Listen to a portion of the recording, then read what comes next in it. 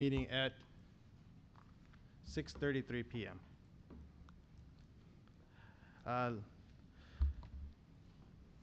Commissioner Cartman, would you mind leading us on the Pledge of Allegiance?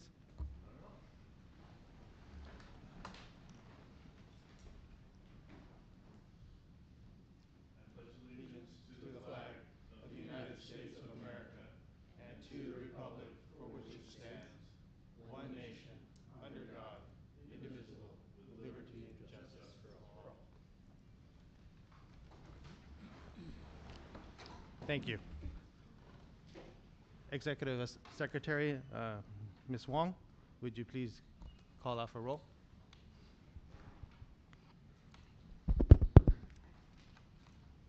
Chairman Klowitter, Excused absence? Vice Chair Mamdapurkar, Here. Commissioner Kratman, Here. Commissioner McMorris, and Commissioner Schwartz. Here. Thank you. Thank you. Good evening, everyone. So tonight's meeting is live streamed on the cable channel 3 and our online platforms. At this time, to prevent any overlaps in comments, each commissioner will be called upon to speak. We'll go ahead and do public comments. So this is the time set aside for the members of the public to address the Planning Commission on items interested and that are not on the agenda, but within the subject matter and jurisdiction of the Planning Commission. Pursuant to the Brown Act, the Planning Commissioners cannot answer any questions or take any actions until such time as the matter may appear as an item on a future agenda. If you wish to address the Planning Commission, please fill out a speaker card that is available in the back table. Once completed, kindly submit the card to our recording secretary. Speakers will be called to the podium one by one. Each speaker will be given up to 3 minutes of speaking time. Okay. Do we have any speakers or anyone interested? If so, please, there are speaker cards in the back. All right. Moving on. Consent calendar. All items listed on the consent calendar are considered routine and recommended to be approved in one motion, unless the members of the Planning Commission or audience request for separate discussion. Commissioners, is there anyone who wishes to pull anything? Okay.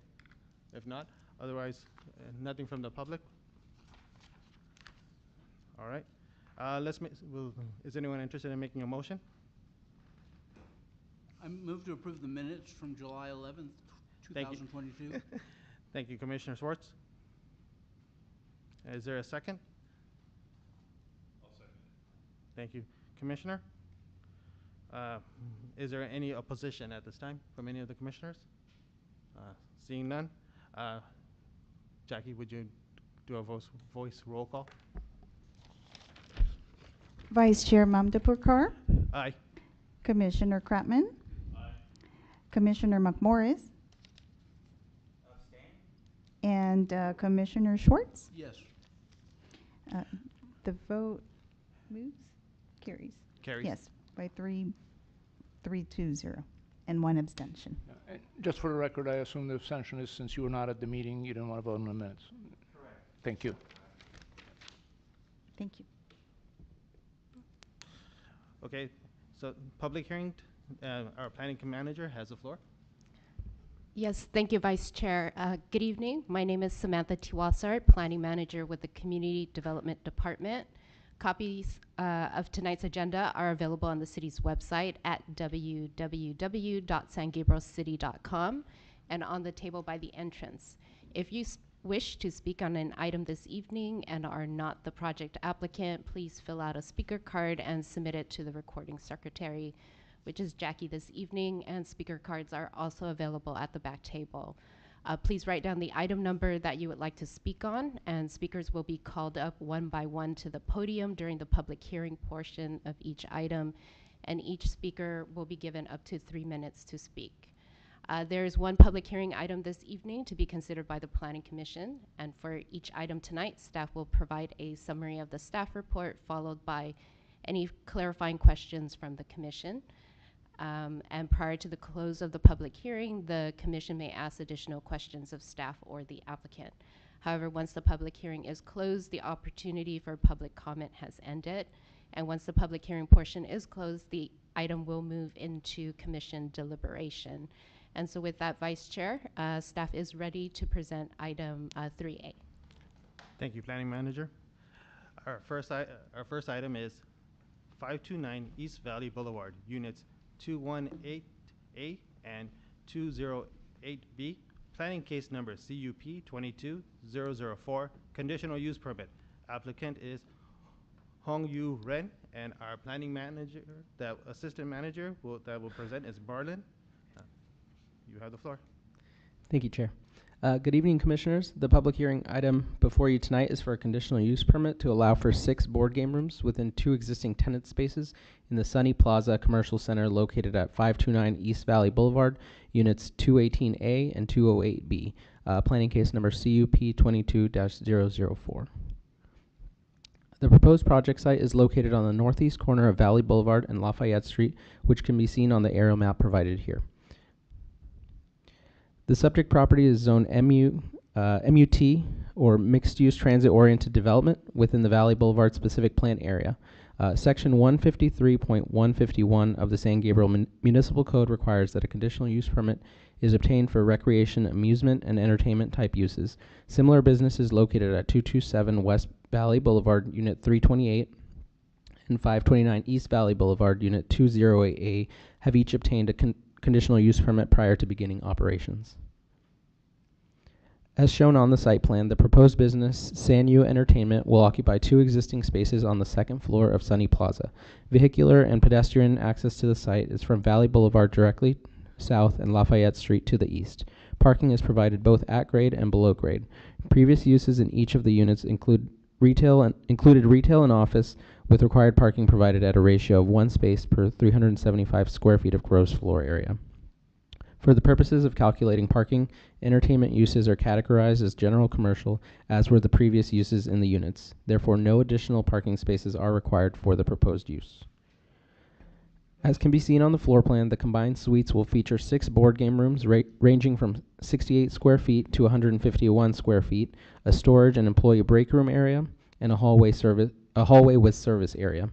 Each of the rooms will be rented out with 2-hour time limits for small rooms and 4-hour time limits for large rooms, and will offer their patrons board games, murder mystery games, and offline console gaming between the hours of 2 p.m. and midnight, Monday through Sunday.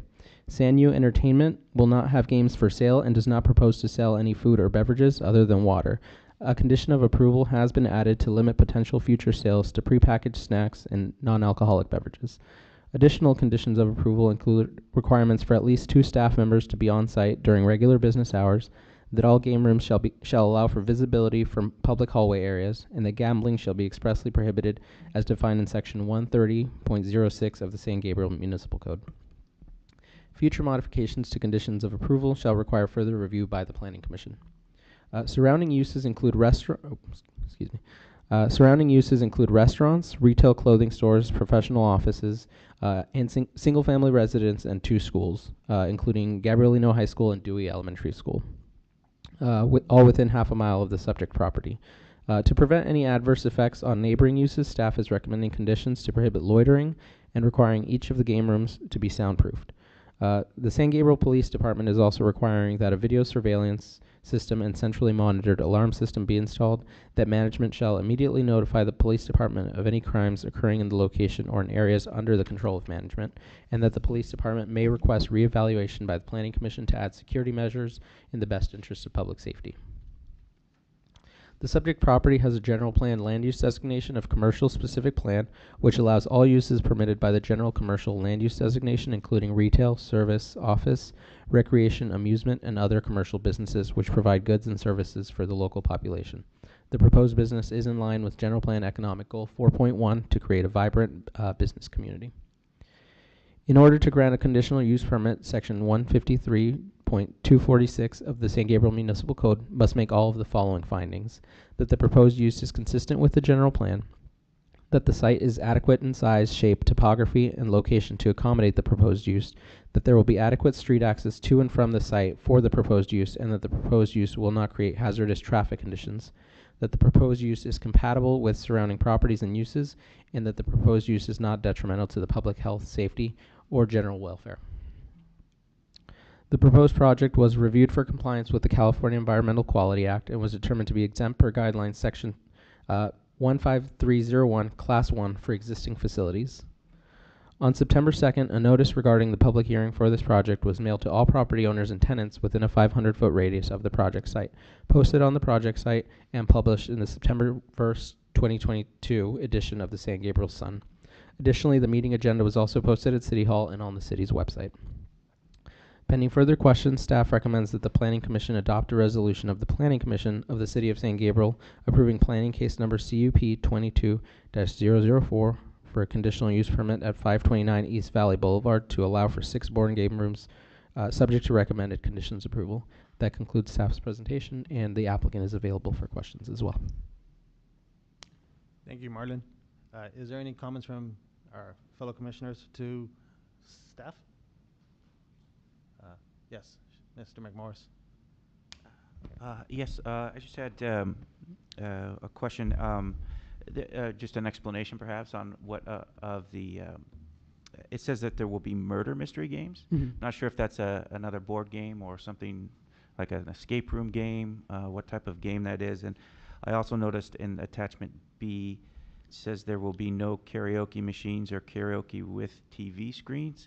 But I think that their conditional use permit would allow that. Could you clarify that?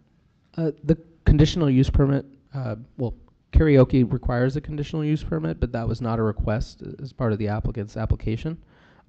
Your first question regarding murder mystery games, I believe that's a story type game, but the applicant, I think, can clarify a little bit more on the details of that. Thank you. Commissioner Schwartz? Yeah, a couple quick questions. I also noticed the karaoke. It doesn't say no karaoke in the conditions of approval. Right, that's, it was not something that was requested by the applicant, so Okay, it was so it's silent because they didn't ask for it. correct. Okay. They also indicate age requirement is 16 plus. Right. But we don't say anything in the conditions of approval about age. Should we do that? Something can certainly be added. Because given that it's near an elementary school, obviously we don't want the elementary school kids doing this stuff. Right. So maybe it's worth adding an age requirement as one of the conditions of approval, because they've already said they're going to enforce it. So maybe we put it in black and white. Sure. Thank you. Thank you. Any other questions from commissioners? Just a question, what is the concern with, Commissioner, what is the concern with playing board games for elementary school students? Well, it's not so much that it's that they've indicated an age of 16 plus. So I think we should go along with that. That's all. So I had a question if no one else has any questions. I think we had a previous applicant that had a similar type of business, and we did have concerns if when it gets kind of late or time. Are we still applying that type of same type of I want to say same type of thoughts and methodology towards this applicant as well? Yeah. If are you asking if that's in regard to like loitering and gambling and things like that? I believe that is addressed, but like, having like underage kids staying out very, very late, I think that was a concern. At that time, the other applicant did not have an age limit compared to this one.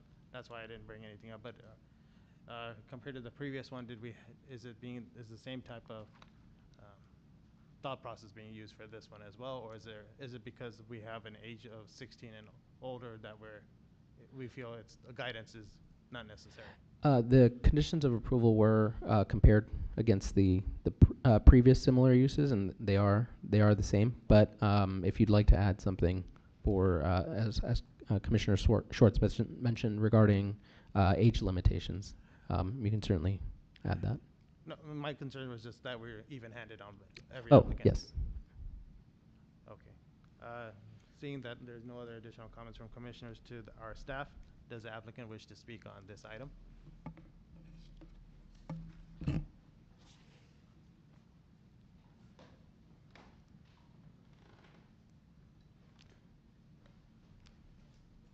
Good evening. Good evening. Do we have to introduce ourselves? Yes, please. Please introduce yourself. Okay. I'm Sam. I'm graduate from University of Arizona, and this is my first time to create a business. And she's my girlfriend. She's the owner. I'm just like the helper to help all the business to build up. Our board game I can show up is like those things. Do you know the English name for this one? This one is pretty easy. Head attack is pretty easy. Like whatever the age is, like over 16, you can actually play this one. And this one is pretty easy. You have to in 5 seconds I have to ask you for like questions like speak 3 states in America, and you have to ask it in 5 seconds. And those kind of game. And this one is a little bit difficult. It's called Catan. It's like you use the Oh, it's dice. yeah, use the dice, and you can have your resources, and you buy like Poverty. yeah, poverty to win this game. Is kind of those games what we just reply. Yeah. Thank you. Does any of the commissioners have any questions for the applicant? I just have a comment that there is a game board store up in Pasadena on, I think it's Colorado and Allen, called Game Empire. That's correct. And it's been there forever. It's been in business for probably 40 years.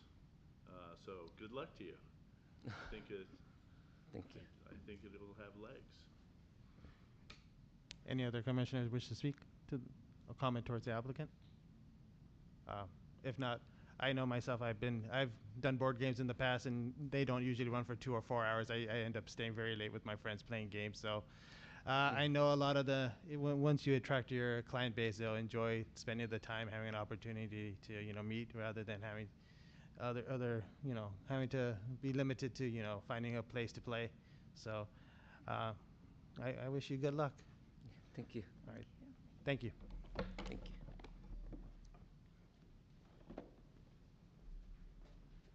All right. So at this time, does anyone from the public wish to speak on this item? If anyone, Jackie, do we have any speaker cards? Yes. Please go ahead. We receive a public comment through our email, and it reads, it's from Winnie Coe at 534 East Valley Boulevard. And she writes, I write to raise concerns regarding CUP 22-004, which allows for the use of 6 board game rooms at 529 East Valley Boulevard, Suites 208B and 218A. The concern is board game rooms can easily become illegal gambling dens. This will adversely impact surrounding businesses, and San Gabriel High School is within walking distance. What type of games are the board game room hosting? What is its format? What is its revenue model? Is it board games like Monopoly, Settlers of Catan, or more card rooms, poker clubs, where there is no house and players gambling against each other? The CUP applicant makes money by charging a fee for playing. They will insist there is no exchanges in monies, thus no gambling, but how will enforcement work? We already suffer from a shortage of code enforcement officers, And who will pay for the cost of enforcement? San Gabriel City unanimously approved an ordinance to restrict private tour buses, often ferrying residents from San Gabriel and surrounding cities to inland casinos, from stopping on any city street. This was because businesses and residents complained about the tour buses clogging city streets and hogging parking spaces. What is the traffic impact from the operation of the board game room? What are its hours of operation? Please clarify and kindly address these concerns prior to approving the CUP. Thank you, Jackie.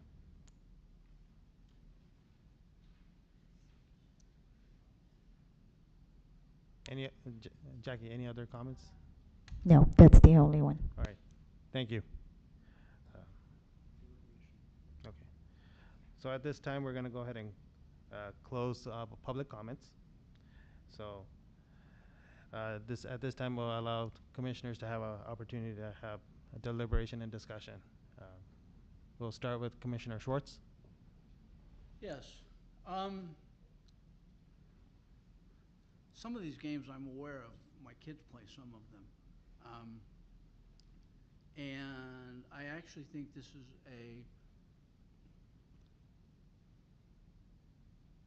I don't think this, I'm not concerned about gambling, primarily because the police have the video surveillance system, and that's, I think, for the public's benefit, I think that's something important. So that if something is going on, that is untoward, it will show up in the videos most likely, and also in, you know, I just don't see that as an issue. I think this is a clean use. I think the conditions of approval overall are good, requiring that there always be 2 employees there, requiring that an employee stay late to make sure there's no loitering at the end of the day. And that's a very important consideration because noise late is going to attract attention, unwanted attention.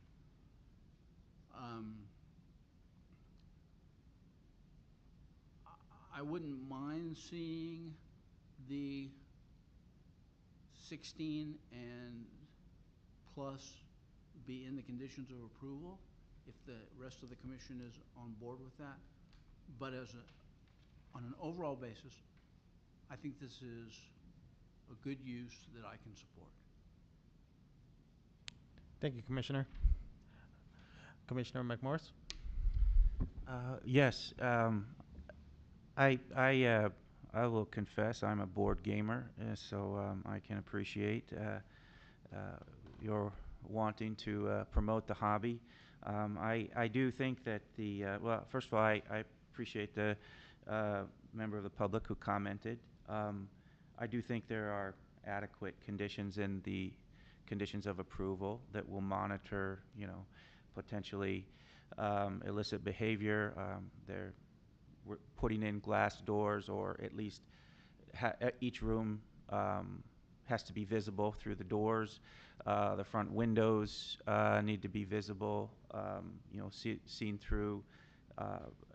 There will be at least 2 people, 2 employees present at the site at all times. And quite frankly, I mean, there's a lot of other things that youth could be engaged in that perhaps is not, as productive as, or I guess as innocent as board gaming or even video gaming. So I think it'll be a nice addition to the community. I think that's all my comments.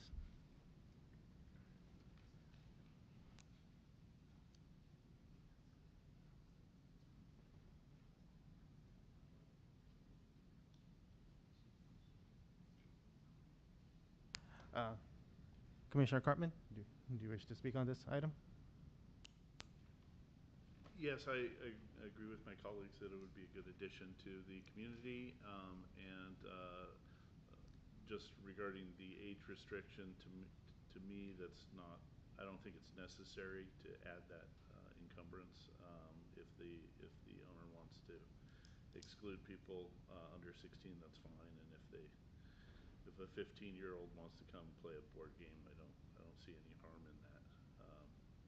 They already play a lot of video games, so I've got a couple of them. So.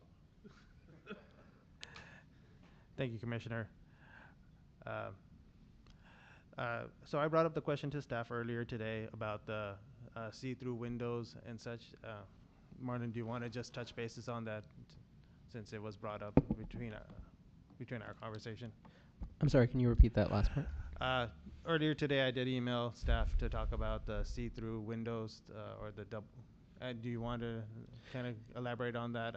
Yeah, topic? so one of the questions posed was regarding visibility via windows into each of the game rooms. One of the conditions of approval or recommended conditions of approval is that each of the board game rooms have visibility into the rooms, being that the rooms will also be soundproof, so that would be by way of windows instead of having the door open. And that's something that will be reviewed both at plan check for their tenant improvement, as well as during the inspection, during the occupancy inspection for their business license. Thank you, Marlon. I have no additional comments. So I'd like to move to approve. thank you, Commissioner Schwartz. I'd like to move to approve this CUP. Thank you. Is there a second? I will second. Thank you, Commissioner. Jackie, would you mind take a voice roll call? Yes. Vice Chair Mamdapurkar, Yes. Commissioner Krapman, Yes. Commissioner McMorris, Yes. and Commissioner Schwartz. Yes. The vote is 4-0, motion carried. Thank you. Good luck to the applicant and all the best. Okay, moving on to our next set of items.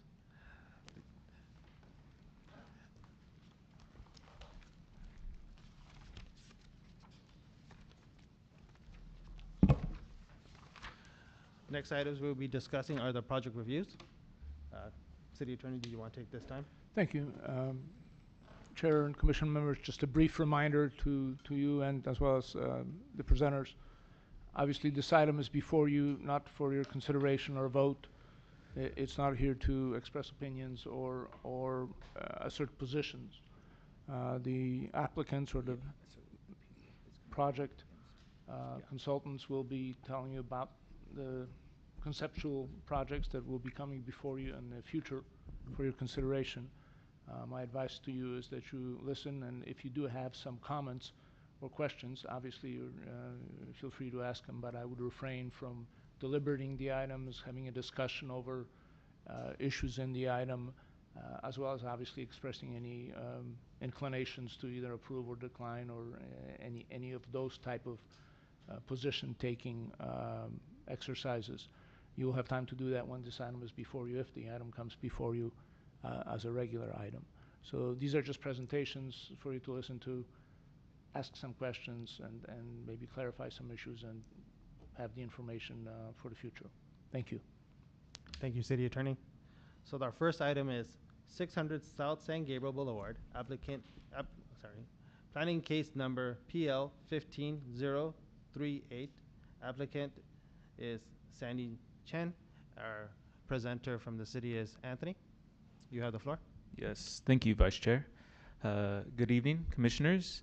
Vice Chair, the item before you today as a preview item is the project located at 600 South San Gabriel Boulevard, planning case number PL-15-038. When the project does come back, it would be for a variance, a conditional use permit, as well as a tentative track map.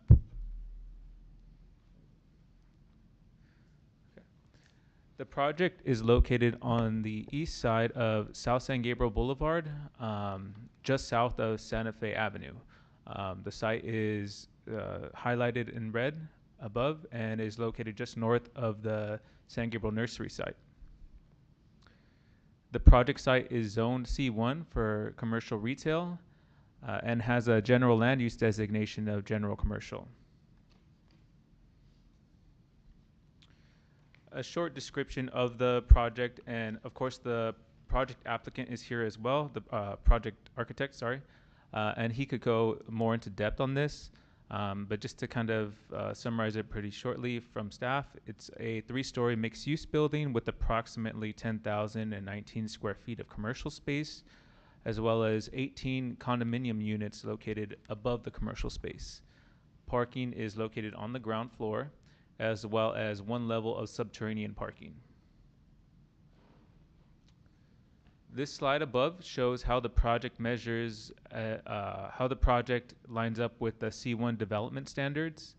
As you can see, a majority of the items are in line with the development standards. However, as mentioned before, the project is requesting a variance for the corner setback, where 10 feet is required for commercial and 15 feet is required for residential. The proposed project is proposing the commercial to be at 7 feet and the residential to be at 10 feet. This was done to keep it consistent with the front setback, which is also 7 and 10. And the applicant or the architect could elaborate on this a little bit more. He also has a model that he has brought to kind of show the commission this. The CUP is for a reduced parking request, whereas the commercial is required to have 63 spaces. The project would only provide 52 spaces. Yeah, let's see. Okay. As mentioned before on the previous slide, the variance is for the setback request. The conditional use permit is for the parking reduction. The tentative track map would be to subdivide the airspace for the condominium units. Separately, this would be taken to the Design Review Commission for the precise plan of design for the overall architectural style of the project, as well as the master sign program.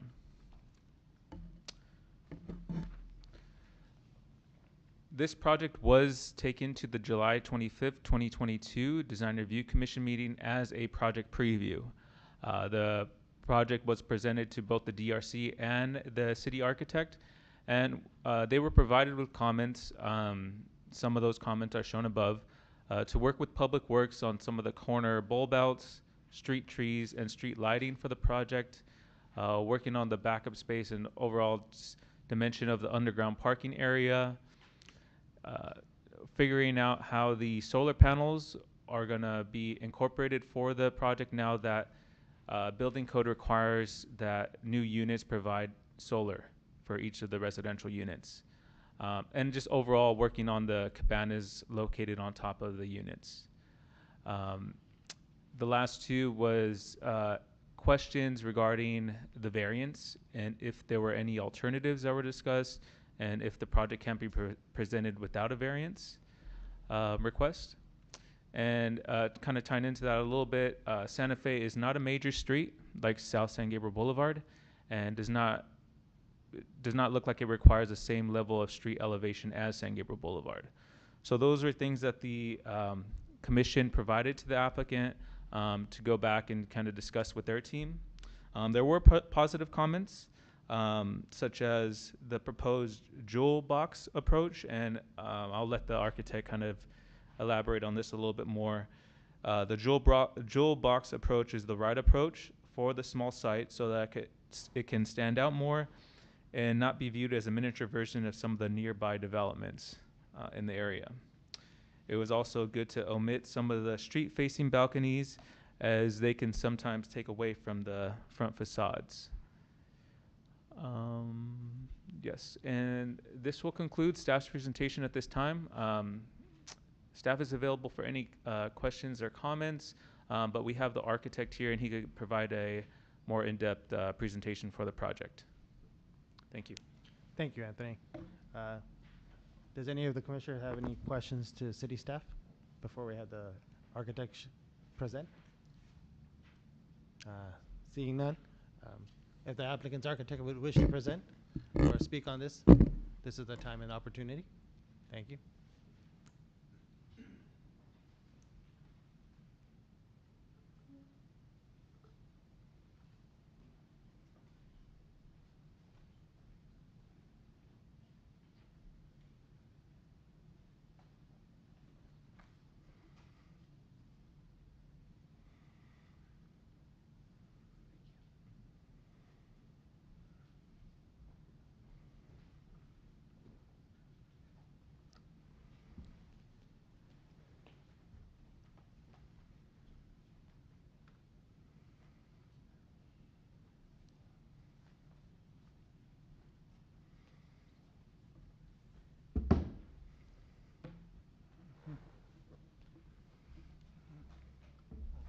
I sent you the two variance diagrams. Did you include them? They're the last two At slides. the end? Yes. Okay, perfect.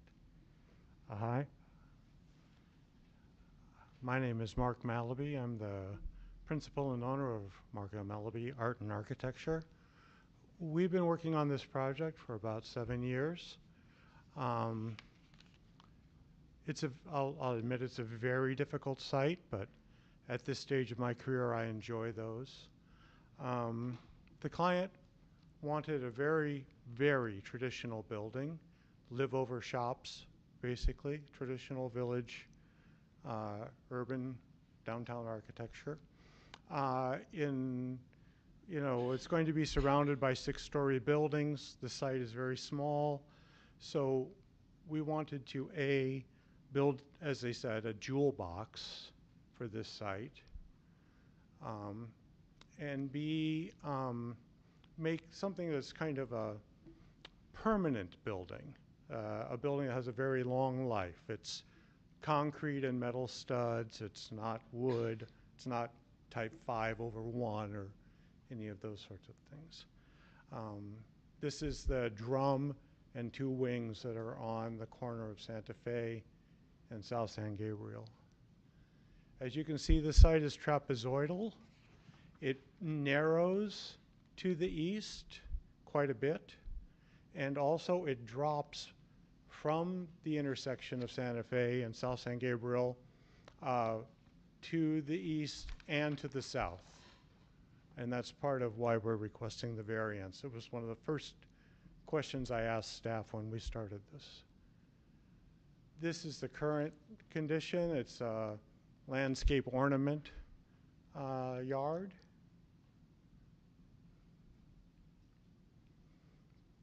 This is how the building looks. The ground floor is commercial. It's granite. It's not granite tile. It's going to be granite slab. The second and third floors will be plaster with ornament, movable, operable shutters. And again, the whole thing is concrete and metal studs. Because it's so tight and so narrow, providing balconies would really impact the units, and we'll see that when we get to the plans. So what we discussed with staff at the time was building what we call the Cabanas, which are rooftop places where the residents would each get an assigned space that would have 270-degree views instead of 80 or 90-degree views as you'd have with a regular balcony. Also, in a world of small screens and televisions and air conditioning, I don't believe balconies are used the way that they're envisioned anymore. And they actually become outdoor storage units, and not very private ones. These would actually be quite private because they're behind the parapet on the 3rd floor, private from the street. We can address privacy from each other in a minute. On the south facade, even though there's a big building going there, we still wanted to give it tender attention so that it was still contributing to the city before it gets covered up. So we're continuing the shutters and the ornament around that corner. That's to the right in this picture. That's a blank, basically firewall, but we're still going to treat it. This is the service courtyard where the parking for the commercial level would be. This is not intended to be a place where people would dwell. It's intended to be a place that collects people and puts them through two paseos or walkways through the building, collects them. It's also a place for the service entrances of the retail on the ground floor, for motorcycle and bicycles, all of sorts of things. There's a pattern that we're envisioning that would lead everyone to that arched way right in the middle, right by the elevator tower, that would take them to the front to animate South San Gabriel and Santa Fe. This is the view looking up Santa Fe, trying to do a double alley of trees to give it a very soft, shaded edge.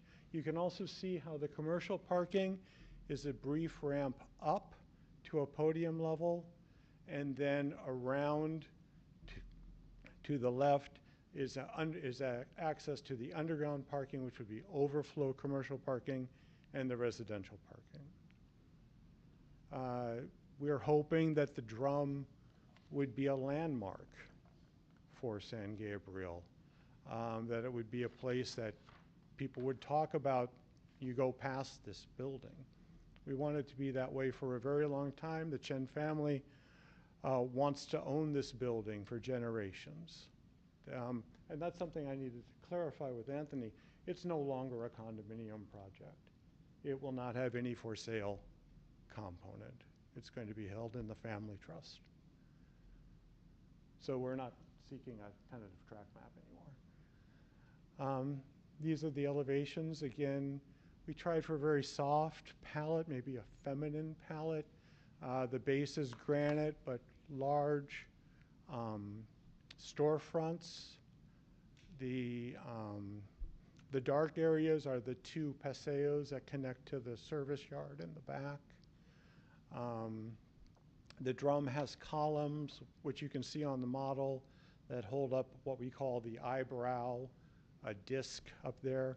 We're trying to recall Viennese architecture from the 19th century, Otto Wagner, those guys. This is the site plan.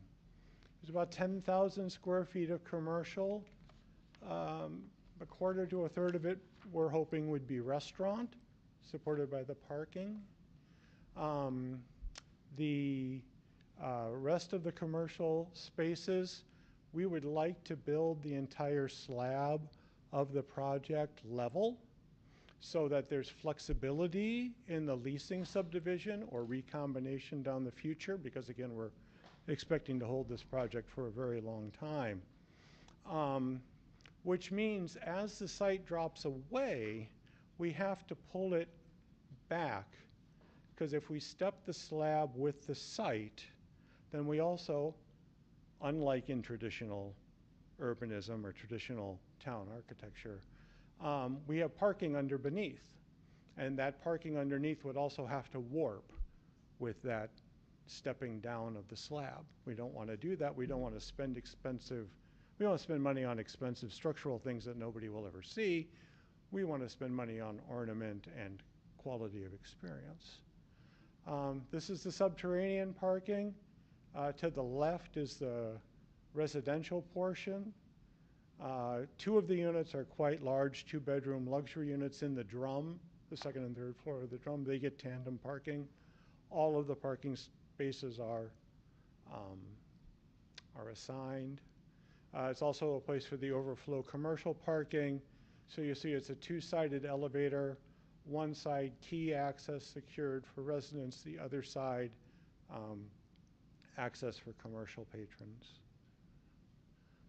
This is a little bit closer in. We're hoping to lease the drum or the corner as a restaurant.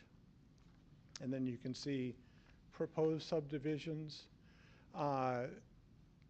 We only want the commercial spaces to have one front door and one point of sale, so the back doors on the service yards are solid doors meant for bringing in goods and taking out trash and things like that.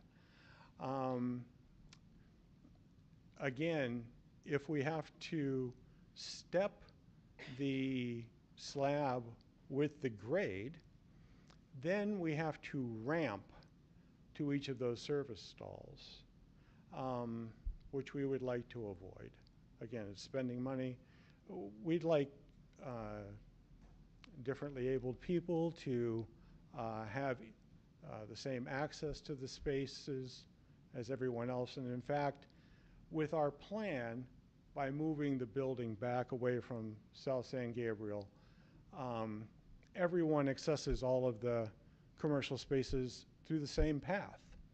There is no separate ADA access. Everyone comes into the places where the grade kisses the level, and then there's, well, sorry, let me go back to the, you can see there that there's space now all the way around the commercial for outdoor dining. That's all at one level. So everyone would come in at places approximately where the paseos are and walk both ways to access the shop they want to go to. Each floor has 8 one-bedroom units and then the luxury 2-bedroom unit on the drum. They're single loaded, so that we expect that they'll catch cross breezes, whereas a double loaded plan, you wouldn't be able to cross breeze. There's operable, movable shutters and French doors on the front and the backs of the units, the access off of the corridor. The family has requested that all of the kitchens be in the northwest corners of the units for cultural reasons, and so we've complied with that. This third floor is identical to the second floor, except that the drum in the corner unit is high bay space, and you see on the elevations there are portholes over those doors and windows.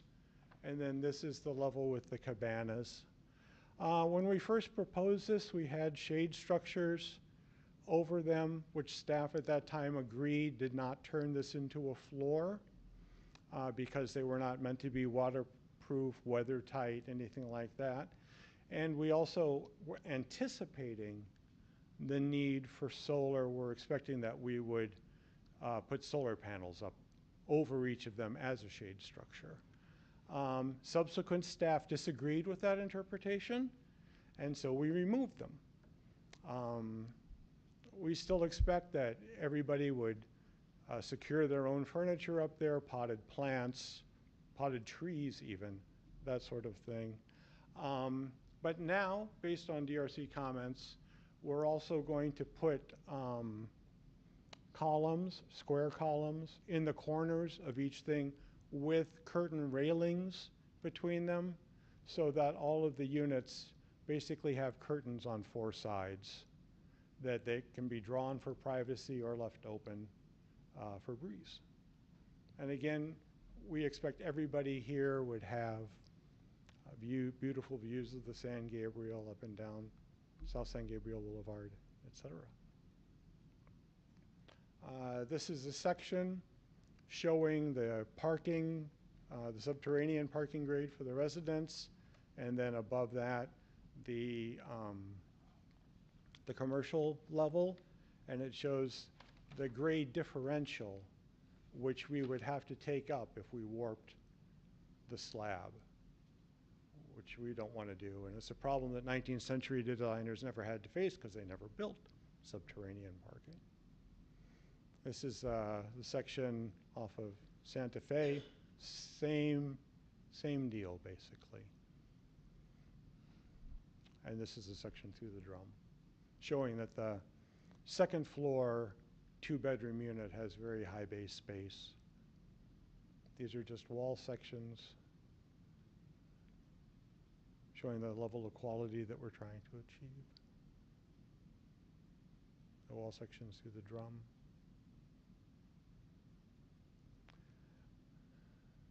These are some contextual images, and we haven't modeled in yet. These images are from a few years ago. we haven't modeled in the 6-story building that's going to the south and that will shade our building considerably. This is some examples of like the purple stencil that we're putting over the windows, up under the eyebrow, the shutters and the barn door hinges, because you don't want acorn pivot hinges for shutters in earthquake country. Granite for the base, again a very soft palette. The precast concrete planters.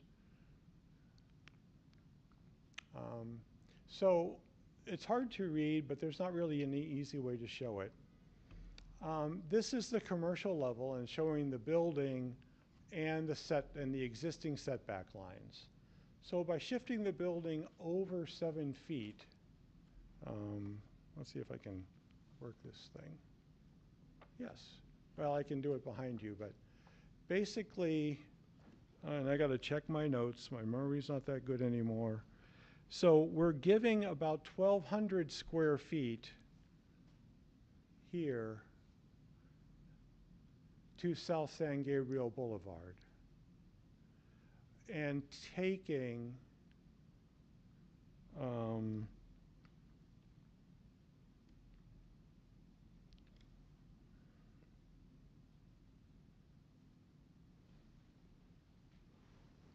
I can't read my own writing. I think it's about 400 square feet. 490. Okay. So there's about an 800 square foot difference plus in favor of South San Gabriel.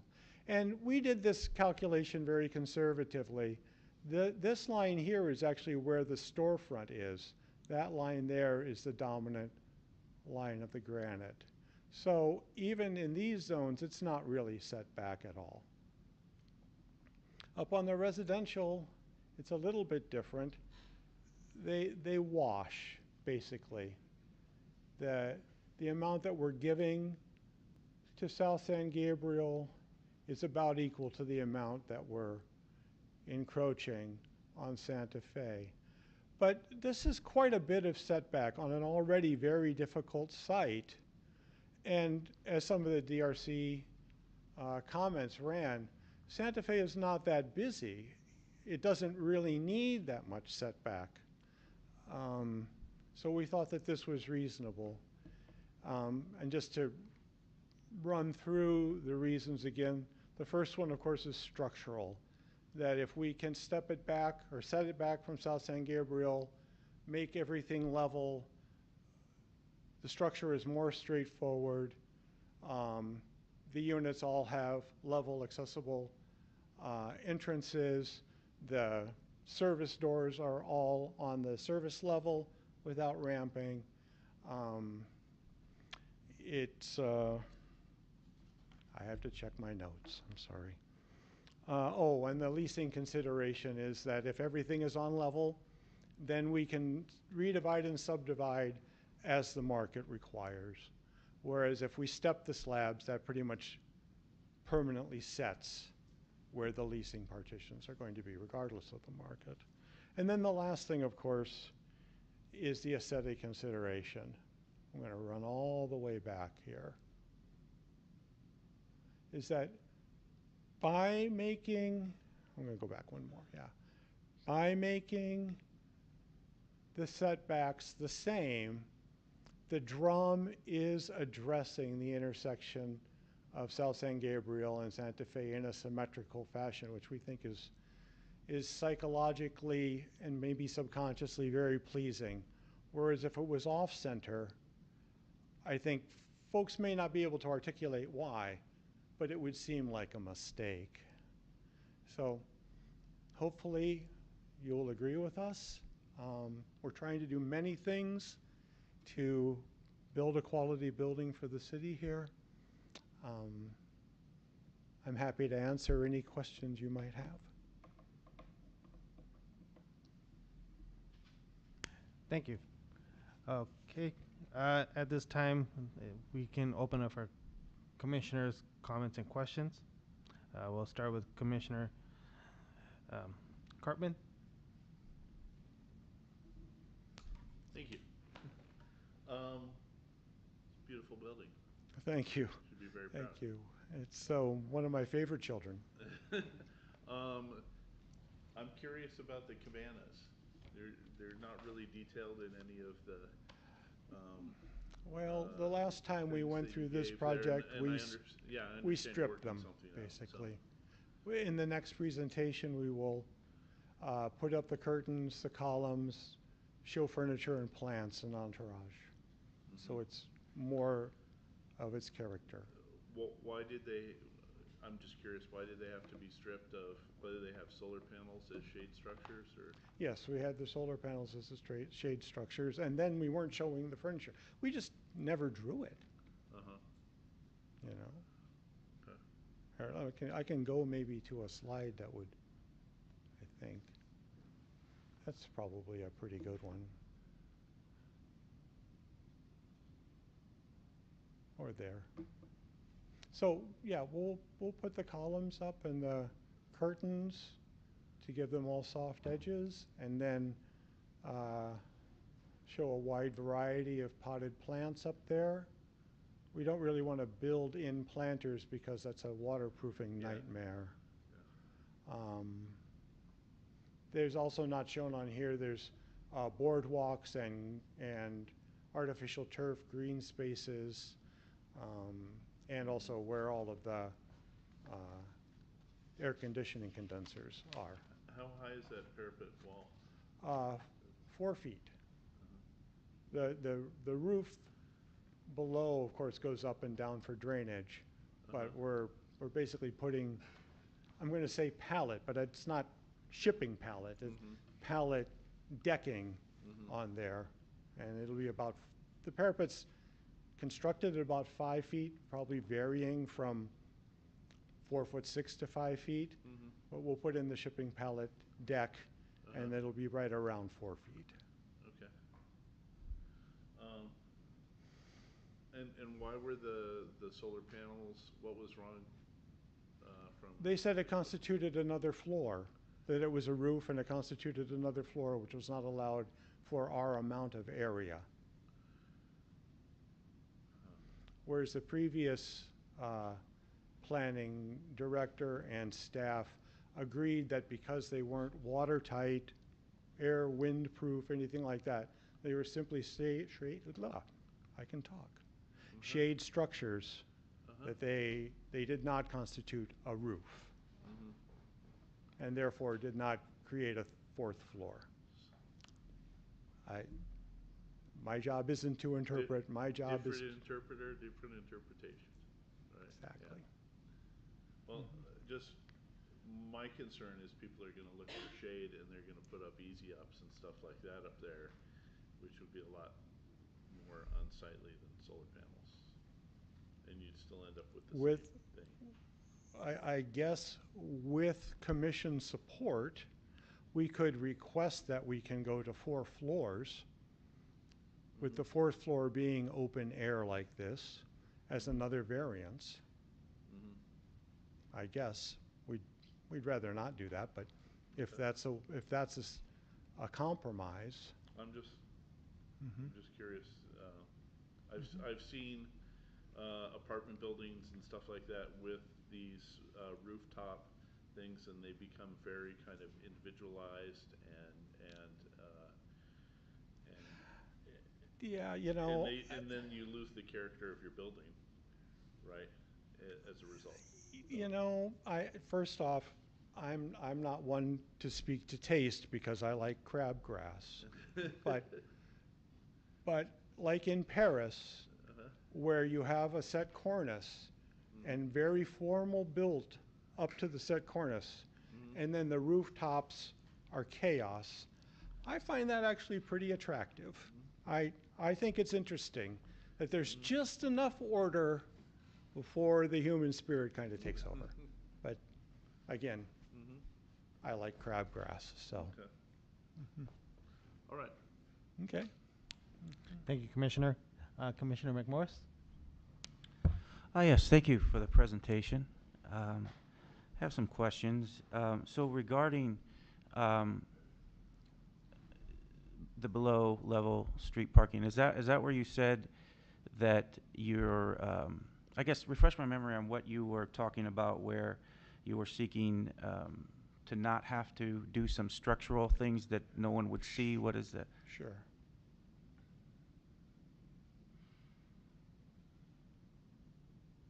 I know, okay, so this is the parking level, and this is the commercial level.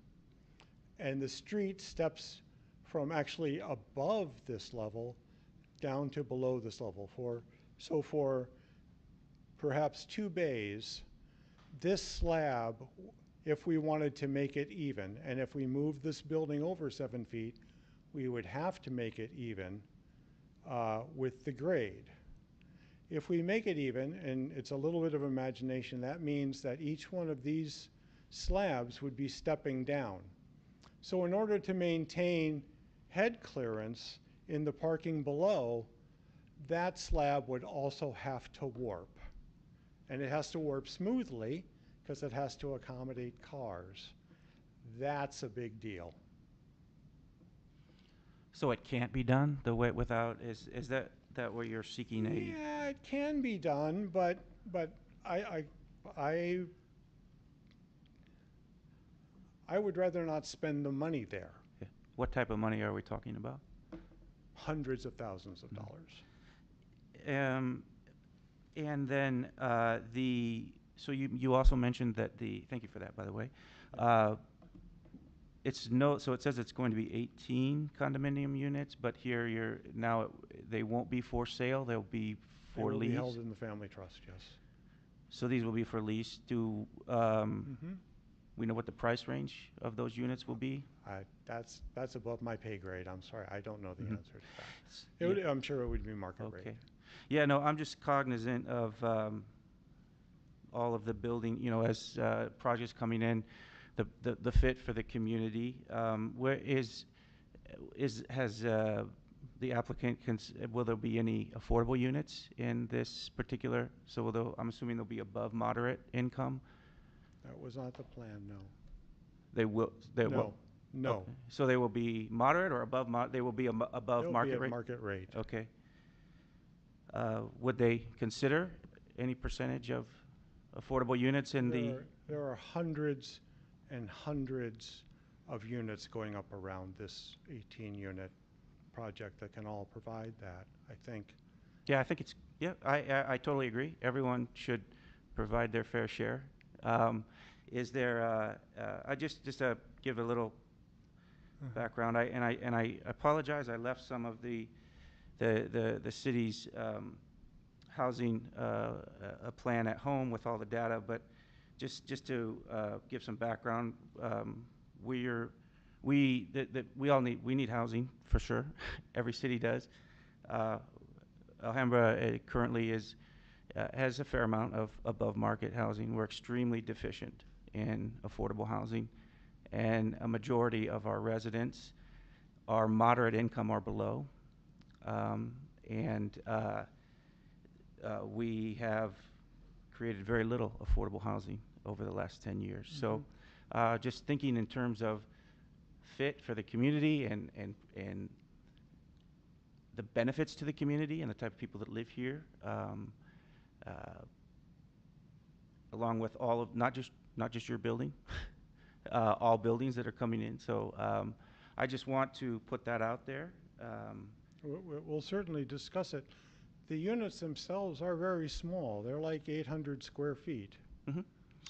So it's not like we're building 2,500 square foot super units here. That's understand. Even if you could consider even one out of the 18. Yeah. I will absolutely. Well. Yeah. Sandy, you want to? We'll talk about this. Okay, we'll talk about it. All right. No, I just think it would be a lot of buy-in with the community and show some. I don't disagree, and I think everywhere in California needs to be building affordable. Absolutely. Housing. It's not just here. Yeah, and I'm not. Yep. It's not just this project. I probably make similar comments to all of the housing projects that come up here. So, yeah, thank you. Thank you, Commissioner. Commissioner Schwartz? I appreciate your presentation today because some of the things you pointed out were not intuitively obvious when I went through they were not intuitively obvious to me when I went through the plans.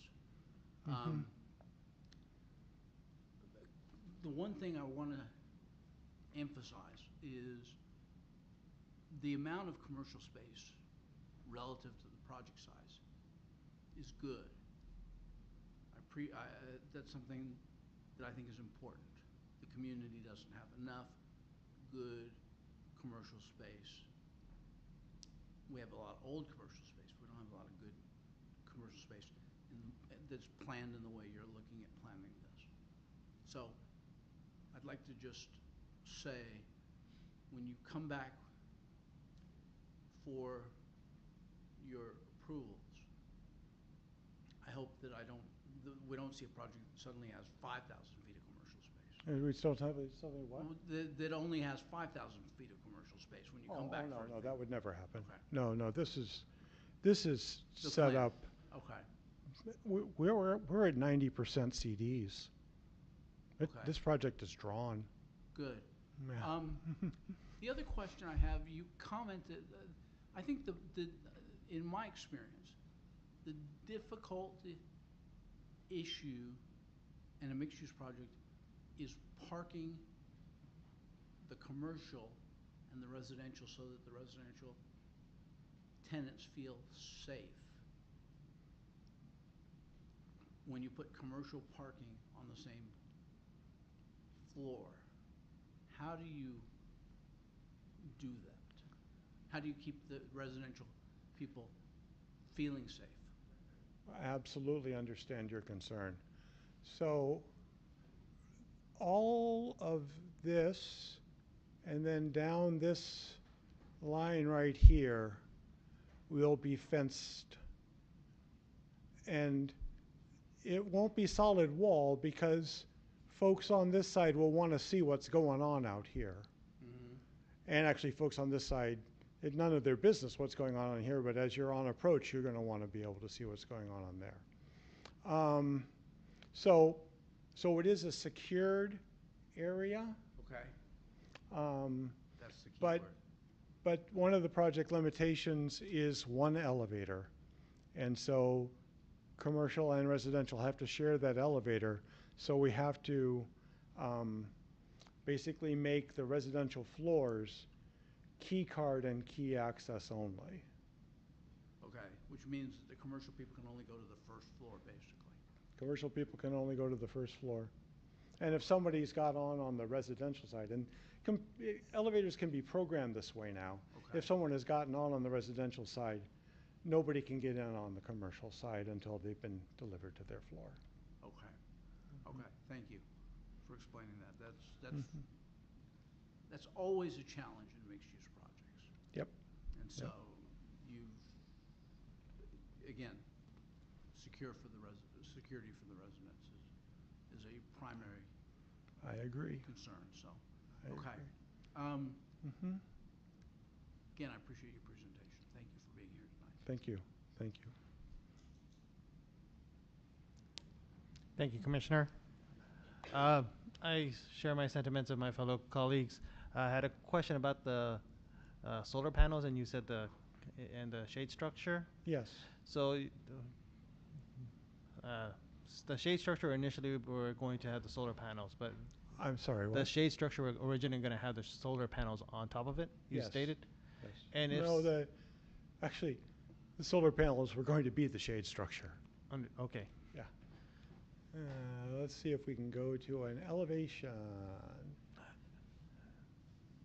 I'm on the wrong side. Sorry, guys.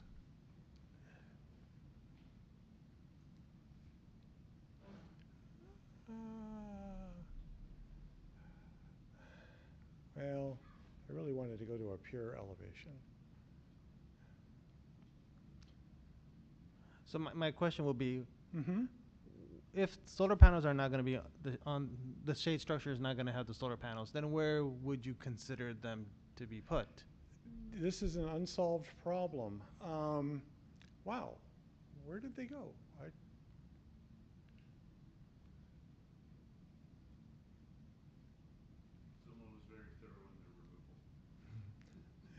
they're hiding. Um,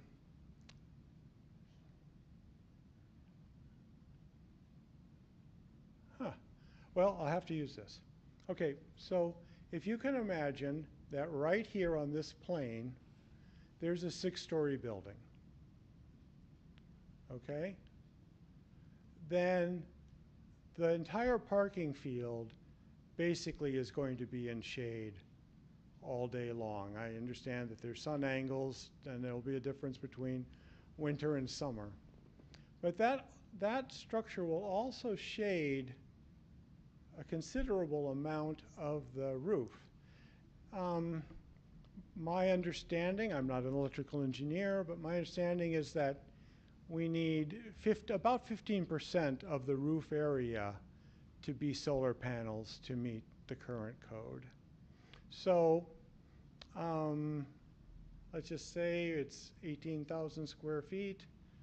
15% would be about 2,700 square feet. So I think we could either do it out here, or we would do it over the HVAC. I'm going to change to a different. Or we would do it over the HVAC condensers in this area here. Try to find it. In the original design, they made a sawtooth pattern angling to the sun in both areas.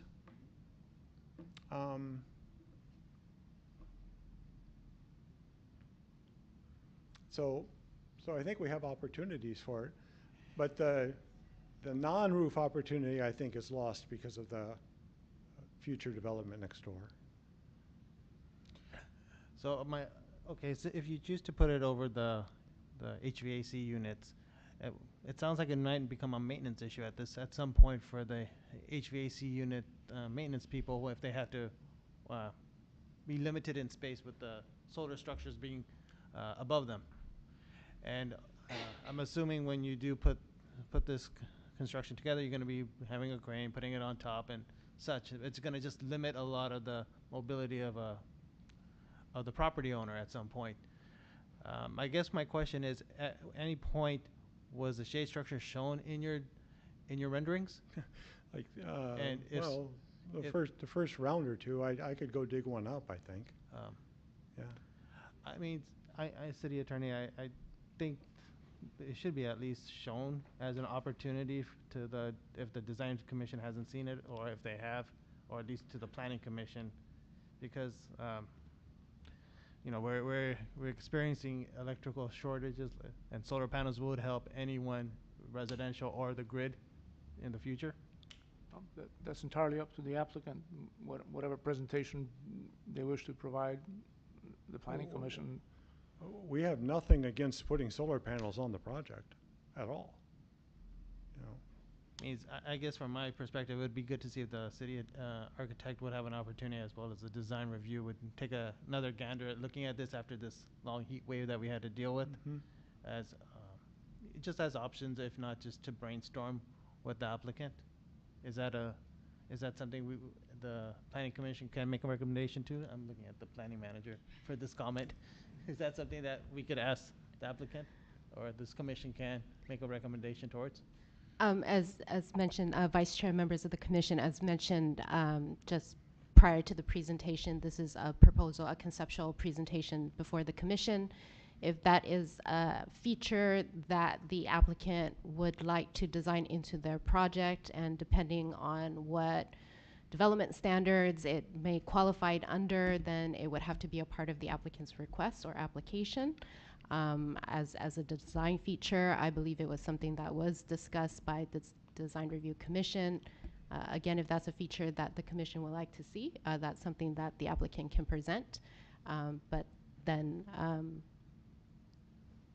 also development standards would have to be considered. And also, as an added comment, solar panel requirements are building code requirements. That's one element. And shade structures and open space, that's a separate element. Okay. I guess my question regarding the shade structure was, you said it was only covering a portion of the Cabana location.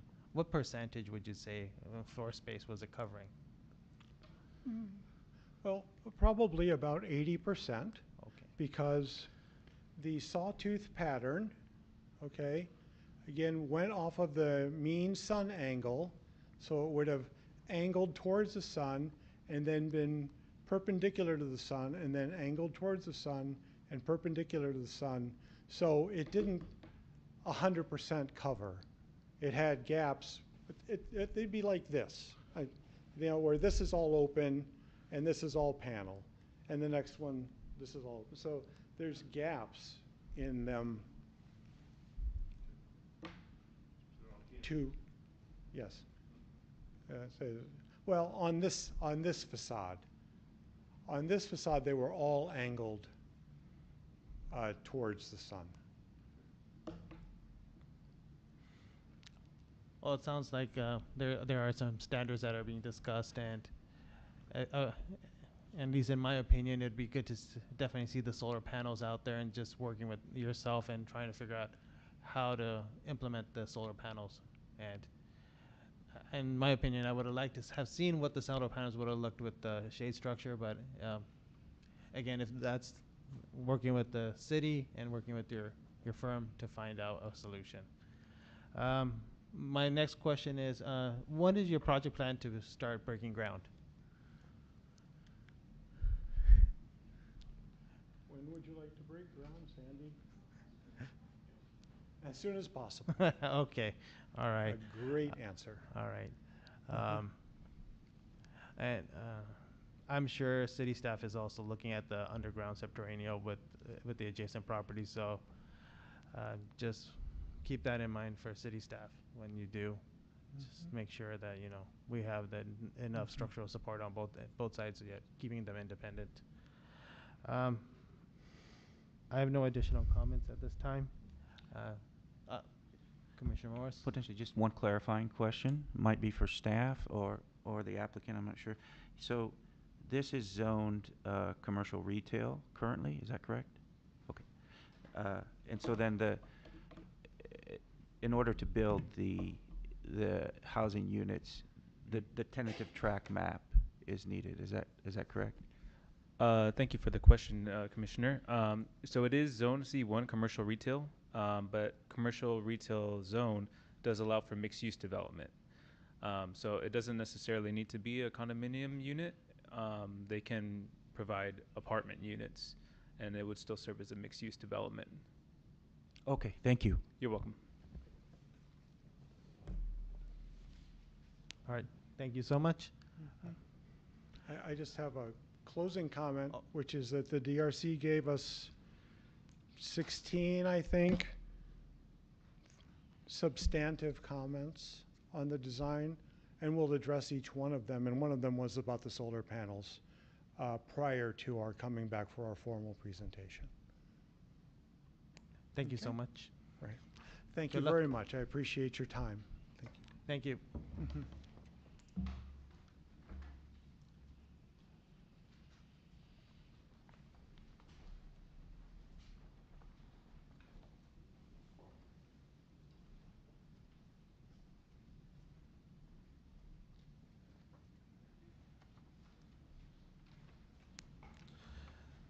Our next project we will be reviewing is 1975 South Delmar Avenue, planning case number ARS 22001.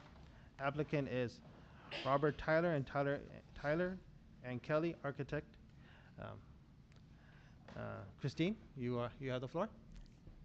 Thank you, Vice Chair, and good evening, members of the Commission. Tonight's item is a project preview for a proposed mixed-use project at 1975 South Delmar Avenue. The project architect is here tonight and will be providing a very detailed presentation, so I'm going to keep my summary pretty short. The project site is zoned mixed-use corridor residential within the Valley Boulevard specific plan. The proposed project would construct a mixed-use building 5 stories tall with a commercial ground floor, residential units on the upper floors, and 2 levels of subterranean parking. The project would provide an affordable housing component and will be requesting concessions or incentives based on the state density bonus law. At a later date, the current proposal would require the Planning Commission's review of a tentative tract map for condominium purposes and the merging of 3 parcels, as well as a density bonus. A precise plan of design, master sign program, and public art proposal would be considered by the Design Review Commission. This concludes staff's presentation, and I am available to answer any questions, or I can turn it over to the project architect to provide the presentation. Thank you. Thank you, Christine. Commissioners, any comments or questions to staff?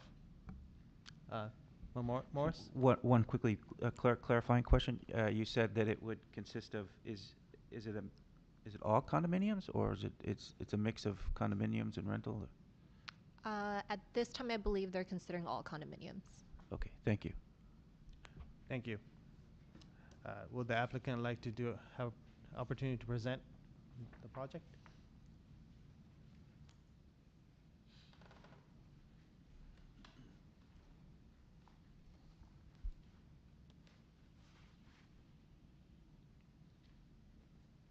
Hi, everyone. First up, I want to thank you so much for taking the time this afternoon to discuss this project.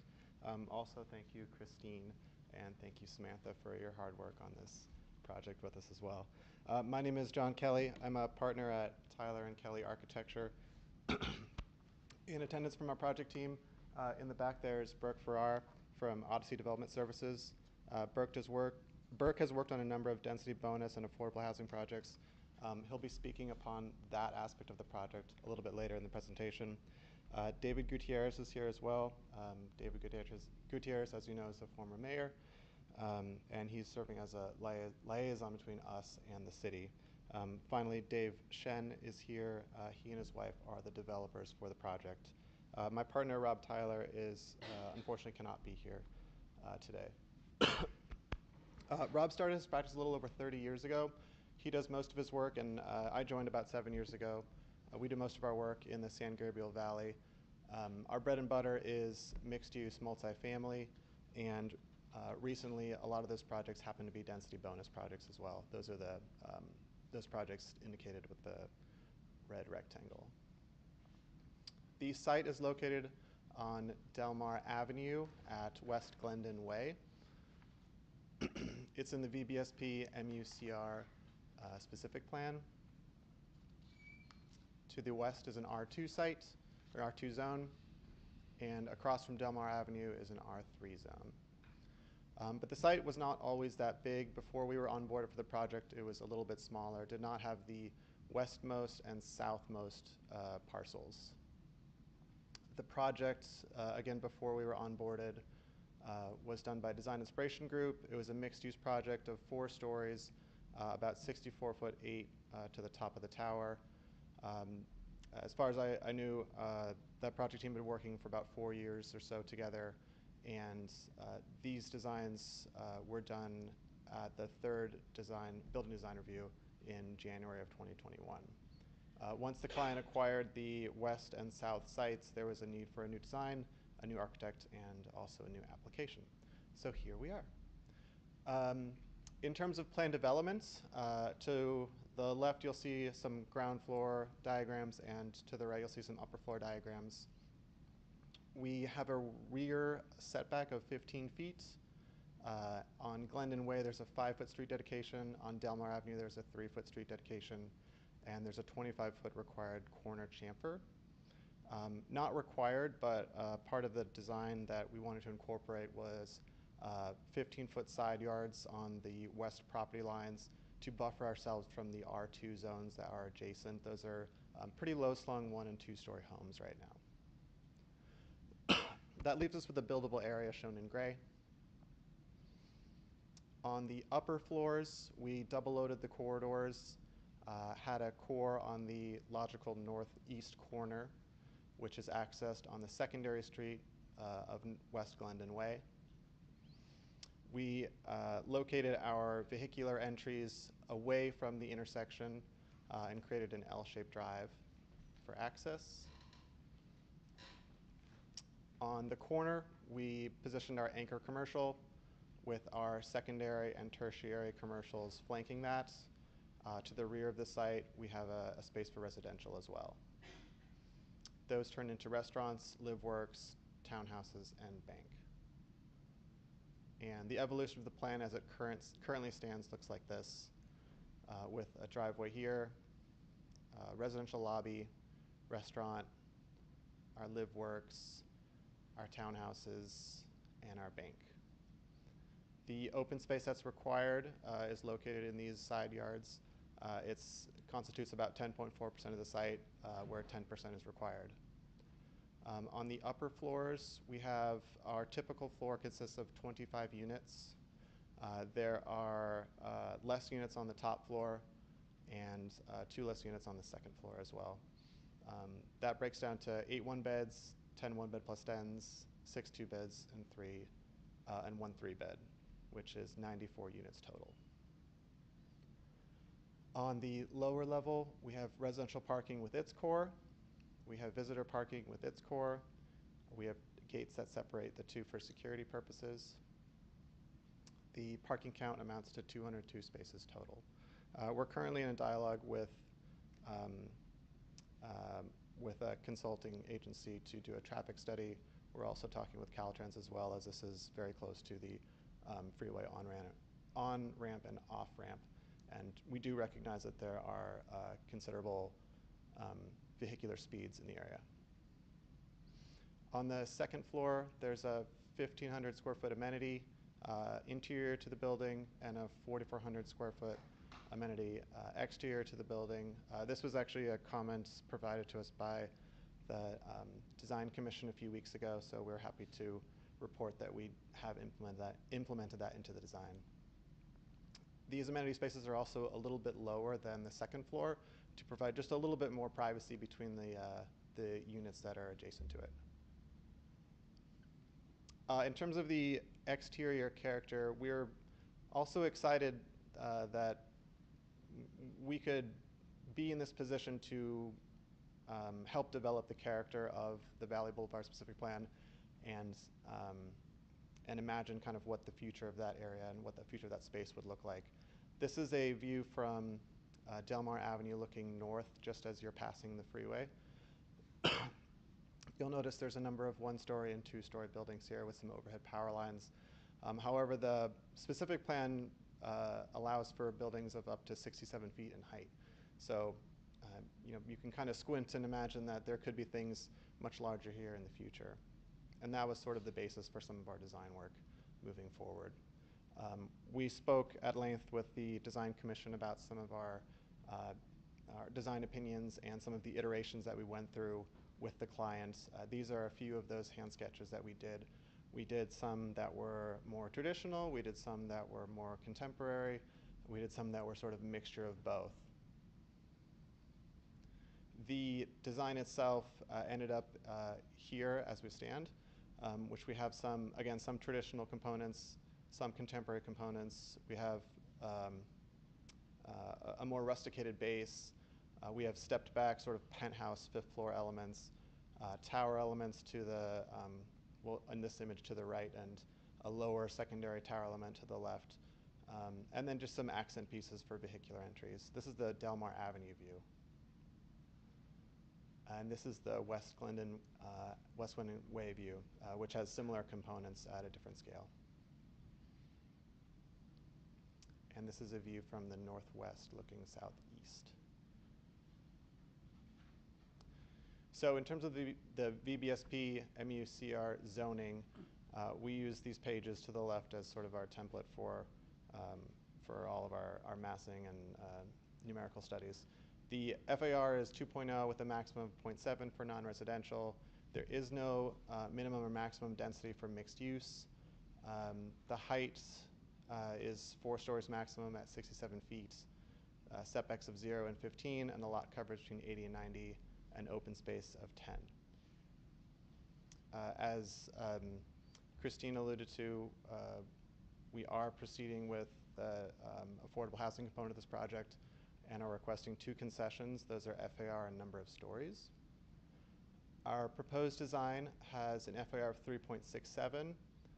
We have 94 units, 5 stories instead of 4, but then everything else is compliant. We've got the setbacks of 15 feet, lot coverage at 82, open space at 10.4, and we will have the required amount of parking spaces for the project. So these are the two components that we would like to engage in a conversation with you about. I'm going to turn the speaker or the microphone over to my colleague Burke, who's going to talk to you a little bit more about the density bonus program.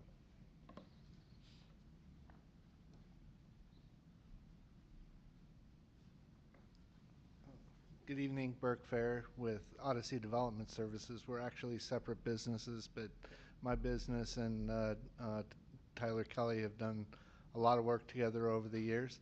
I work with other developers, other clients, other architects as well. My specialty is getting entitlements through the city, and most of what I've been doing over the last several years have been density bonus projects.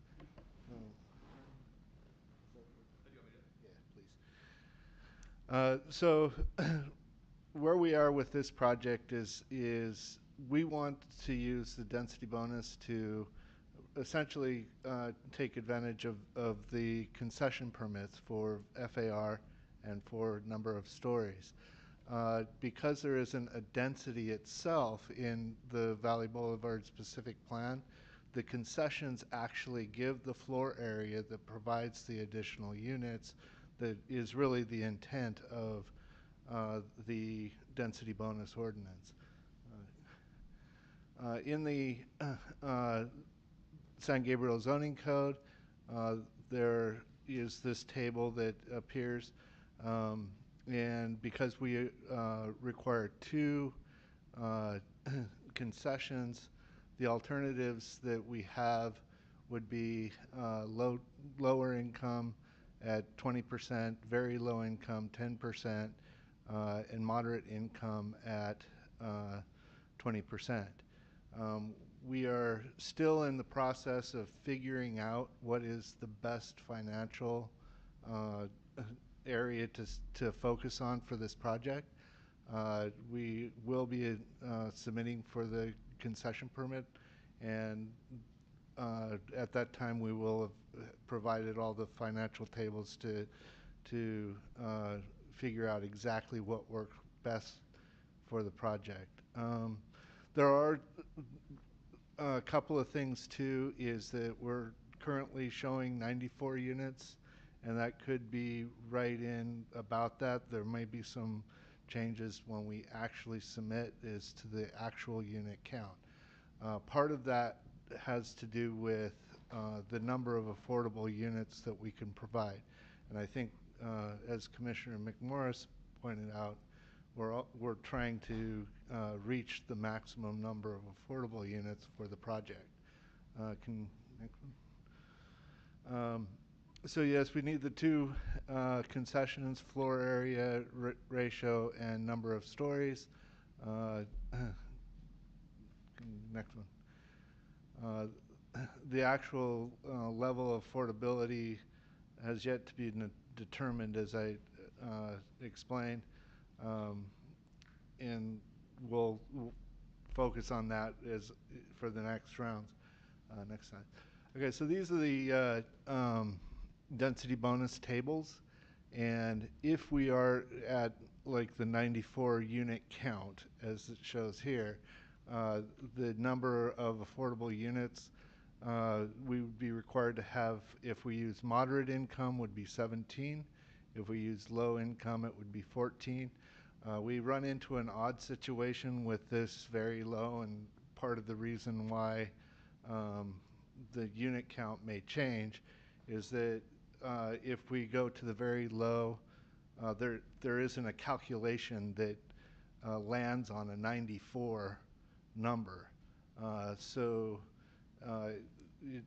the unit count would basically, we would have to have 8 affordable units in order to have the 94. So we're still trying to work out exactly where we want to be in relationship to these tables. Next one. Okay, so again, the application which we would submit would be requesting concessions for number of stories and floor area ratio. All other aspects of the project are going to be compliant with the San Gabriel zoning code. Next. So our next steps is first community outreach. We want to get that going in October. We have, as John had pointed out, we have already had some communication with Caltrans, and we are bringing on a transportation engineer to help us with that negotiation. Then following those, we would be submitting for Planning Commission for density bonus and condo map, and then the Design Commission for precise plan of design. So that's basically our presentation. We're happy to answer any questions. For me, I would be responsible for more the affordable housing components and unit counts. John would be responding to questions on architecture. Thank you. Thank you so much. Oh. All right, let's go around for commissioner comments. We'll start with Commissioner McMorris. Yes, thank you for the presentation. I'm glad you provided as much detail as you could on the affordable units. There wasn't much in the packet material we received. As I mentioned earlier, I know you're not decided yet on which type of affordable units might go in there. I'll just reiterate that by far the greatest need in San Gabriel is low and very low income. I think that would have a significant impact in benefiting the community. Moderate housing, I believe, is 120% of the median income. A lot of teachers and paramedics can't even afford that anymore. So I'll just put that out there for food for thought. The other question I had, it looks like it was, so this, you'll be demolishing, it looks like 3 buildings where there are automotive repair. And I don't know if this is a question for staff or the applicant. Is there any, just since there is going to be housing going in there, in terms of, do we know if there's any soil contamination and potential vapor intrusion, in terms of the potential need for, a vapor barrier or anything like that? At this point, I don't know, but we would be taking the necessary precautions and taking the steps required for, for approval. So. Okay. Yes.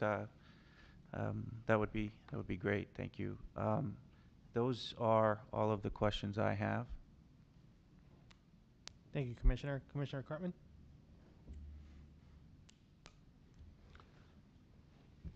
It's a beautiful building. It will definitely change the architecture of that area, and it could be like keystone for changing the whole area. So it could be very trend-setting, and I think it's a beautiful building. I like the way the top floor is set back. There's a similar project in Pasadena called the Montana, where the top floor is set back, and it's a lovely building and very highly sought after. So I think it really, that would make a statement in that neighborhood that would really raise it. There is a concern with the traffic there, the high rate of speed on Del Mar, and I would consider bollards on the sidewalk or something like that, just to protect pedestrians and that kind of something equally elegant to the building kind of thing. So, but that's just that's one man's opinion. Thank you, Commissioner. Commissioner Schwartz. Yeah. Can you put back up the picture showing the uses?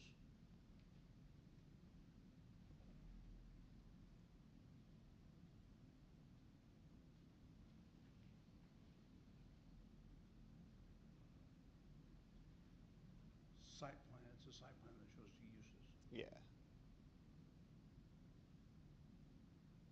Right there. Is that good? Yeah.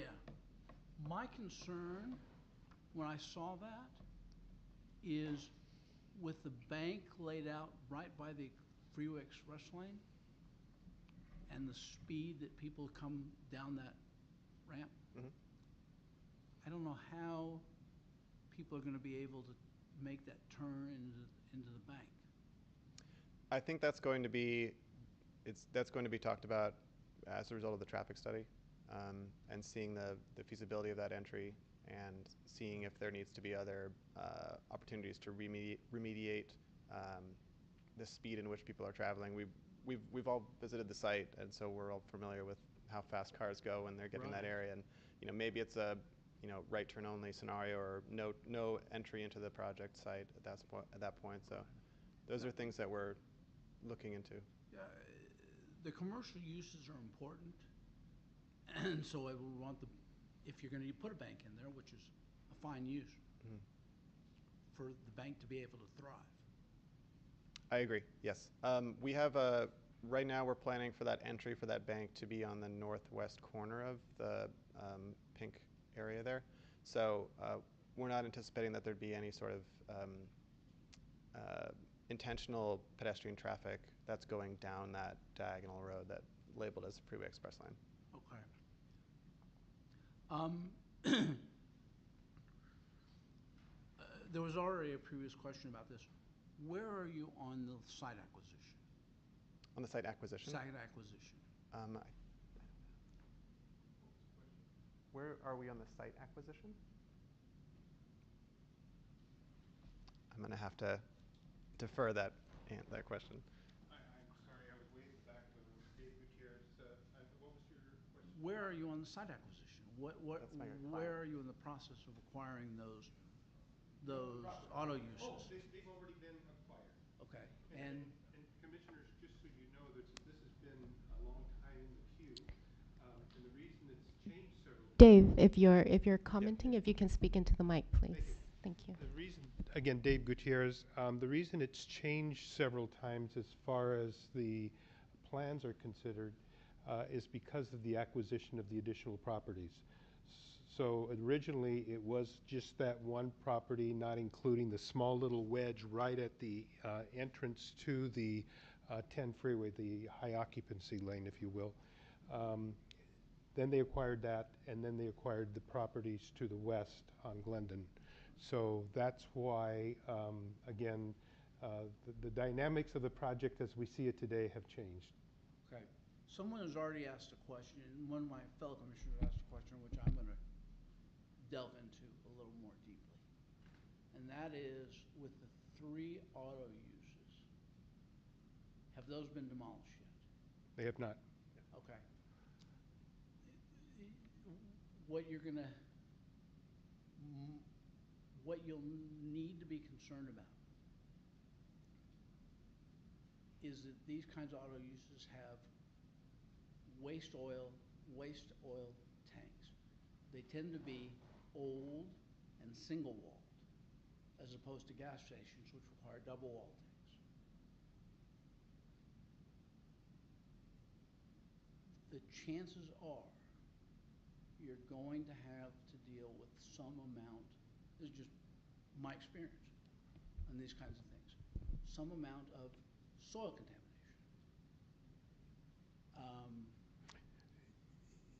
We have done a phase 1 already, Commissioner. Yes. And it's come back with relatively no concerns.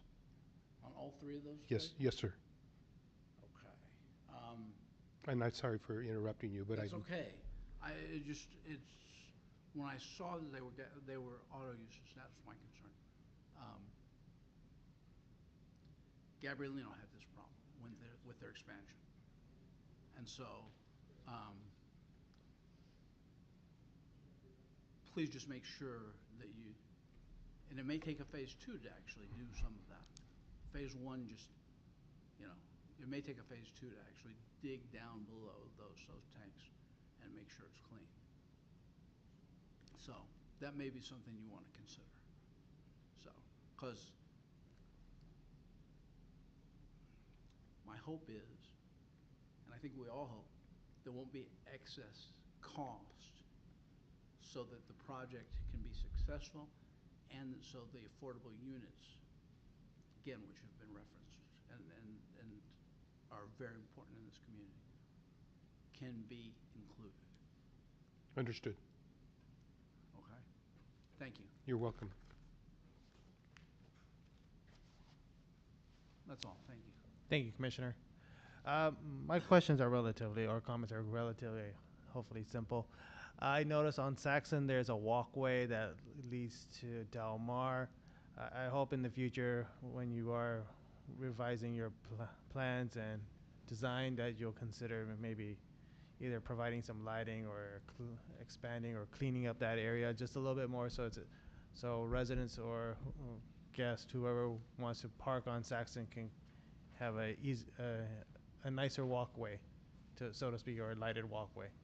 No, that's a really good point. When we visited the site, we noted that there were a lot of people that were parking on Saxon and walking to, I believe, a bus stop. So yeah, it looks like a seemingly underutilized walkway, but it actually is frequented. So. Thank you. And my last comment is just my statement. I know there's the west side of the project has about 4 to 5 stories, or I'm just a little concerned the residents on Glendon and Saxon may not be getting the eastern sun that they're currently getting. So I'm not too keen about the massing on that side, but I understand there's some give and takes that you're doing with the city. So that's just my comment to that. Okay. That effect. Okay. Noted. With that said, I have no other comments. Thank you so much for your presentation, and I wish you the best. Thank you.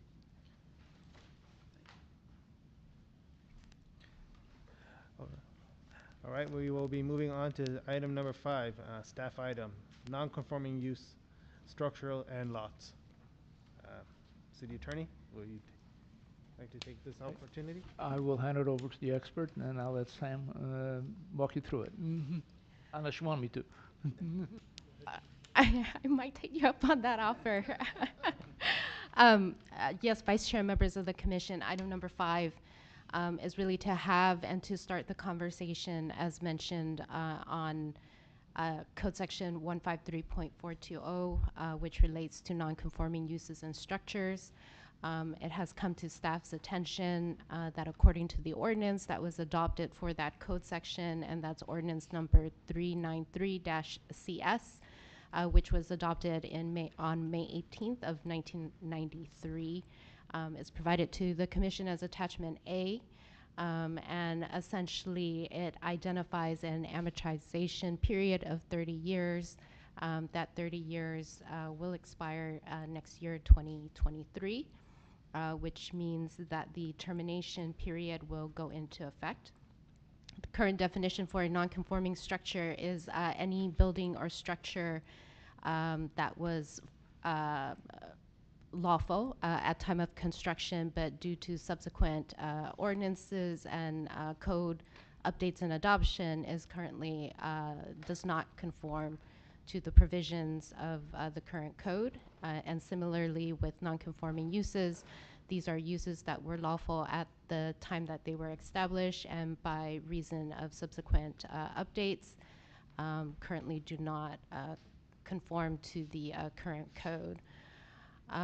The current procedure is the city would send out notification letters to property owners of a non-conforming use or structure, and a property owner currently has the opportunity to appeal the determination or to file a variance if findings can be made for a certain property or use to support that. So what is before the Commission this evening for discussion are a few options. One being to continue the enforcement of the existing termination period, or a second would be to remove a defined termination period. Third consideration would be to specify a new termination time, and a fourth consideration would be to add text to allow the Planning Commission to extend the termination period on a case-by-case basis after a public hearing process. A question was asked from the Vice Chair on surveying neighboring cities and what regulations the other cities have. Staff was able to survey 8 neighboring cities, including Alhambra, Montebello, Monterey Park, Rosemead, South El Monte, South Pasadena, Temple City, and West Covina, and staff apologizes for not providing a summary table as an attachment. But of 6 of the 8 cities do not specify an amortization period. 2 of the cities have something similar to San Gabriel, ranging between 35 to 40 years, depending on the construction type. So the recommendation, again, before the commission this evening is to have the conversation to provide comments on the options that are presented. And if the commission, the comments and thoughts are to continue enforcement, then that would be the case. Otherwise, the other options are presented for consideration. Thank you, Samantha. I'm going to take the first crack at this one. Could you kind of give an explanation why in 1993 the council had decided to put out an ordinance like this? Was there some kind of major disaster or some usage that was occurring that was was unable to be controlled or something in that nature? Yes, thank you for the question, Vice Chair. Staff is currently continuing with the research on this ordinance. Prior to 1993, there may have been an existing ordinance, but staff is still conducting the research on that.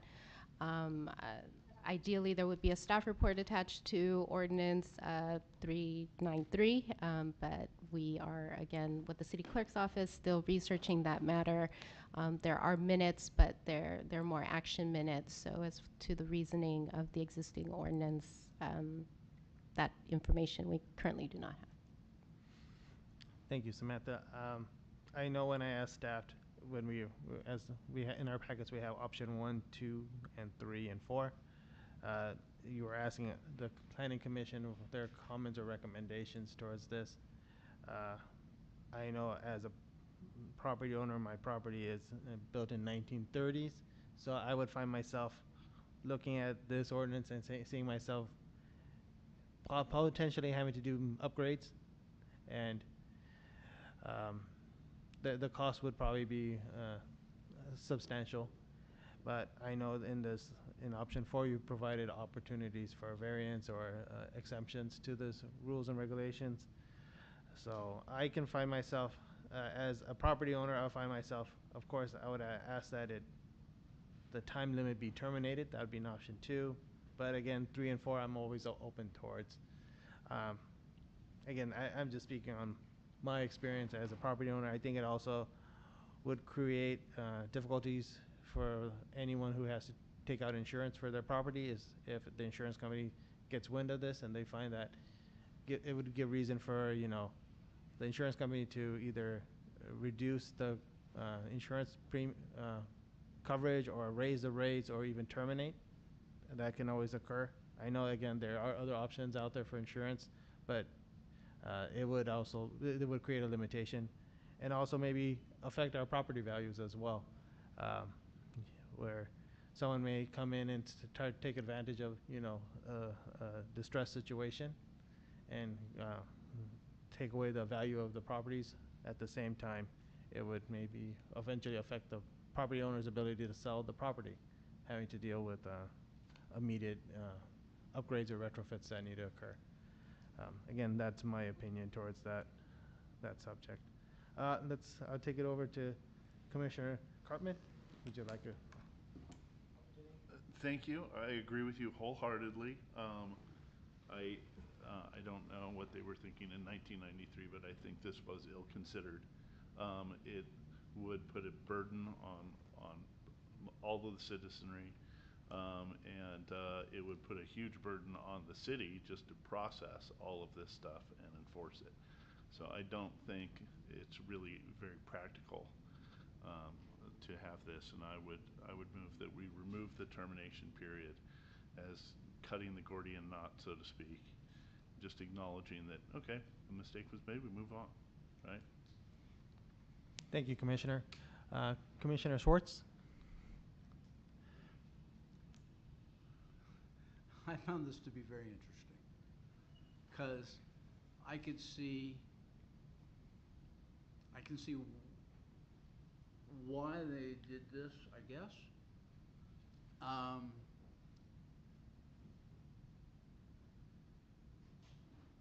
I don't have a strong opinion about what the right thing to do is.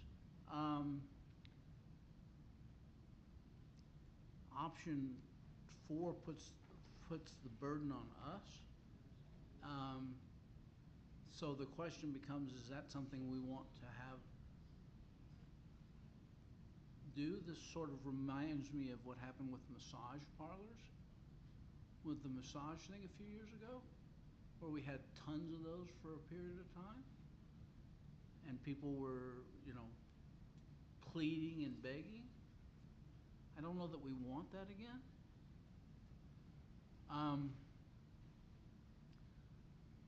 If it's the pleasure of the rest of you to remove the termination period, then I can live with that.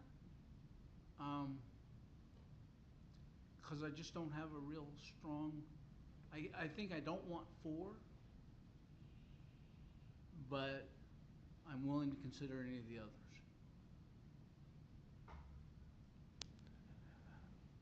Thank you, Commissioner Schwartz. Commissioner McMorris? Yes, appreciate the feedback from all of the commissioners. Yeah, just kind of, there has to be a rationale as to why this was implemented. I'm just speculating, but I'm assuming that because we have cities have a general plan, they want some uniformity to the layout of the land, that they want to make sure that certain areas are consistent what's in there for what they're now zoned for. So I mean, from that perspective, I get it. Totally not unsympathetic, on the other hand, to folks who purchase something and through no fault of their own, then it was rezoned to something else. I guess my question, and maybe staff knows, maybe they don't, do you have an inventory of the number of non-conforming units in the city, or is it, is it even an issue that, I mean, is it something that's going to be a big deal or not? No, currently there is not an inventory. If it's something that goes into effect and has to be implemented, it is something that staff would have to look into, as mentioned by Commissioner Crabman. Mm-hmm. Yeah, I mean, in that regard, it's hard to make a decision without information on the types of, is it mostly single-family housing? Is it mostly industrial? How much, land and property is this going to affect? Yeah. So I mean, coming in, I was inclined to option 4, and I guess I'm disinclined to go with option 2, just for the reason that I feel uncomfortable doing that without knowing more background on why it was implemented, and to the extent, the number of people and types of buildings it's going to affect, as well as, like the pros and cons. I mean, I'm inclined to option 3 or option 4. I mean, option 3 would be allow more time for the city to research the extent of the problem, but that's kind of where I'm at the moment. Yes, City Attorney, I was going to turn to you for comments. I appreciate it. Thank you, Chair and Commission members. Just something to give some thought to. In almost 30 years, I have never served a city that would move forward and basically force somebody to either comply or remove a non-conforming use that wasn't enlarging, that wasn't in other ways in violation of the code, simply by the virtue of being non-conforming. And that is something that you would have to consider if you are contemplating having continue either prolong the date or basically go with the existing period. You would be looking at, once you have an inventory, it's simply, going and forcing people to comply in some matter, whether that, to fix the nonconformity, whatever that might be. And that may include destruction of the existing structure. So just food for thought when you're thinking about your options and about the things that, you would direct staff to pursue in a way of our ordinance. Thank you, Chair, for letting me do that. Thank you, City Attorney. Go ahead, Commissioner. Yeah, just as a practical matter, you'd have to have an inspector go into every single building and inspect every single building from top to bottom and come up with a list of code infractions or whatever. The workload would be staggering. You'd have to have a staff that's 10 times the size that it is right now. Plus, construction costs went up 13.5% last year in California, and they're up well over 10% this year. That's a 25% increase in the last, 18 months. So, and to put that kind of burden on the citizenry, I think the property holders in the community, I think, is just way too onerous. Thank you, Commissioners. Samantha, how would you like the Commission to provide feedback? Would you like us to voice our preferences or for a single option, or do you want us to do some type of rank voting on this, or somehow? I'm not sure how would you like us to provide feedback. City Attorney. Thank you. I think this being agendized in the manner that it was, I think all the information that staff needed was provided at this point, unless you have some additional questions. In other words, I would not foresee an action by the Commission at this point of selecting an option, unless that's what was contemplated. No, that's correct. It was to receive comments from the Commission and to go back for additional research. And if staff is to come back with an item, it would be agendized. So. I had a quick question. If it does come back as agendized, will it come into the Planning Commission, or would it go directly to Council at that point? Yes, thank you for the question. As a potential zone text amendment, it would start with the Planning Commission as a recommendation item to the City Council. All right, thank you. It looks like Commissioner Morris has an item he Yeah, wants just to bring up. sorry, thank you. Follow-up question based on City Attorney's comment. Is this, in your experience, is this something, a type of law that is common in other cities, or is this kind of really unique to San Gabriel? I don't think it's unique to San Gabriel, but it's very infrequent, where for lack of better description, an amortization period is instituted. This is more common in sign ordinances, where you have a non-conforming sign that somebody has capitalized and bought, and now the city provides you with 20 years of use, and after the 20 years you need to conform the sign to the current standards. I have rarely seen that being applied to just non-conforming uses or properties across the board. So this is more in shape of a like I said, like a amortization schedule for a sign or that type of a single structure versus a actual use or a building. So it is not common. I appreciate that perspective. And then I just had one last question maybe, and I don't know if staff is able to answer, but does staff have a preference in terms of what their understanding of what needs to be done here, and the in terms of what was alluded to, a lot of it might be fairly impossible not to even if we continue to move forward and keep the existing termination period. Is it even something that can be enforced, or is it at the discretion kind of the city? And with that in mind, is there something that the staff, in terms of best practices, that they have an opinion on this? Yes, Vice Chair, members of the commission, at this time, the staff can answer a part of the question in that as far as implementation, for example, one trigger is if a property owner, a potential buyer, a financer were to ask for a zoning verification, rebuild letter, then this information would have to be shared, and that's something for a seller and a buyer to consider as part of their transaction. So that is currently something that staff does have to implement and enforce.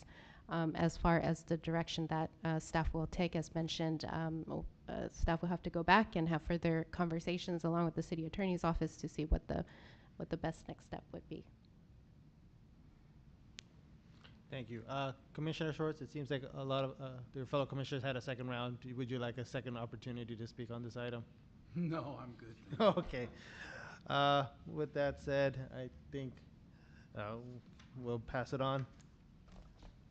To our sixth item, comments from our planning manager.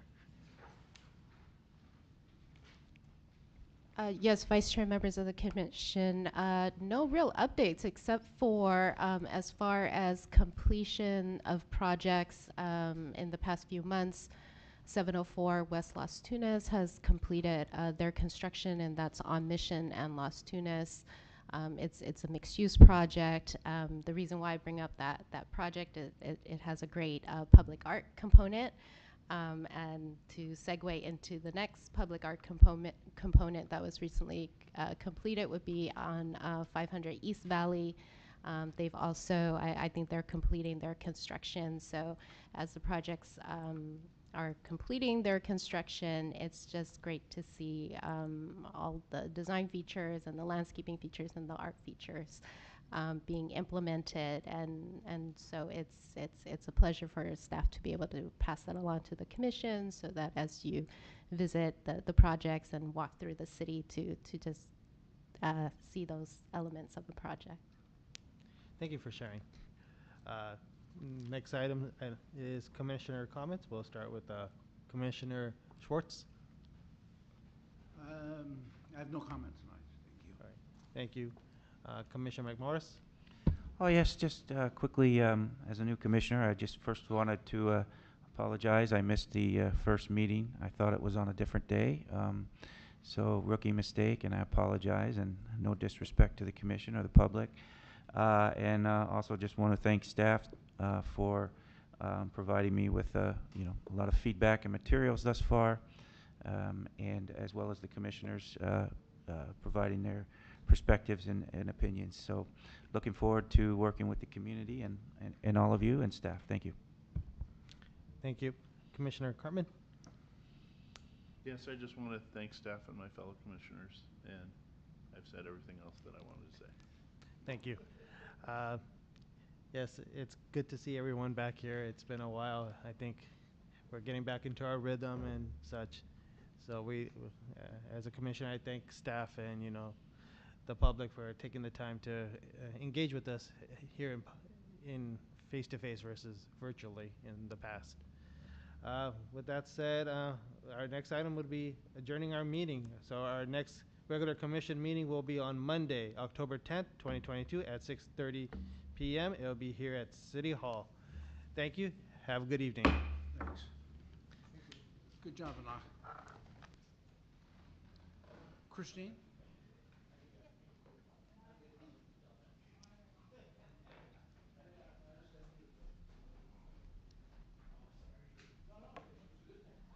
Those guys, do you know what a phase one is when they said a phase one? Okay, you know the difference between a phase one and phase two? Okay. They don't seem to.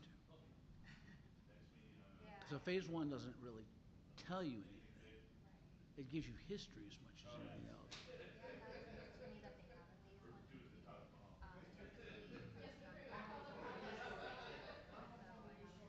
Right. Well, that's why I said they should do a phase two, because a phase two actually does borings into the ground. Gabrielino, you know what Gabrielino High School is? You know they expanded to the south. Well, I was the chair of the oversight committee, bond oversight committee, when they did that expansion. They did it with bond money, and they had to buy an auto use, and they had real problems with soil. So, and these uses are going to have underground storage tanks. They're going to be single wall tanks. They're going to be leaks. That's why they need to do phase 2. I'm very concerned about this. Just so you know, for 30 years I did economic development work for the cities.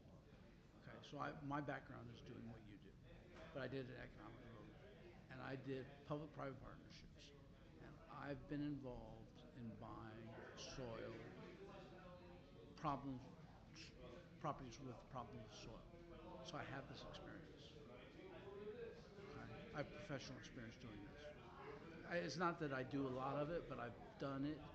The first time I ever worked on a project, when I went into a city that I was already working on, they had such bad soil that they had rolled the soil out, and they were it was so dirty, they had to air it out before they could get rid of it. So, okay, right, and the more costs they have with acquisition and cleanup, the harder it's going to be for them to do affordable housing. And that's, at the end of the day, it's the affordable units we've got to get on this project. I mean, I know what they've said they're going to do them. We need to do 14, 20, whatever it's going to be, and they need to be low income. Good night. Good night. They need to be low income. So, anyway.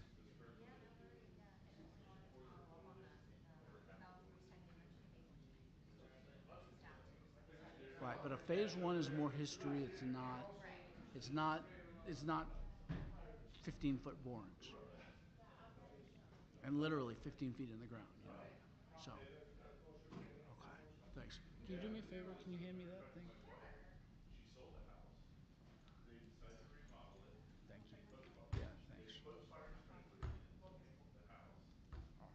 And the fire Call my wife. left some Thanks. smoldering well in the pipe, and the house burned down because they put fire sprinklers on the house. That's terrible. Thank you. It is terrible.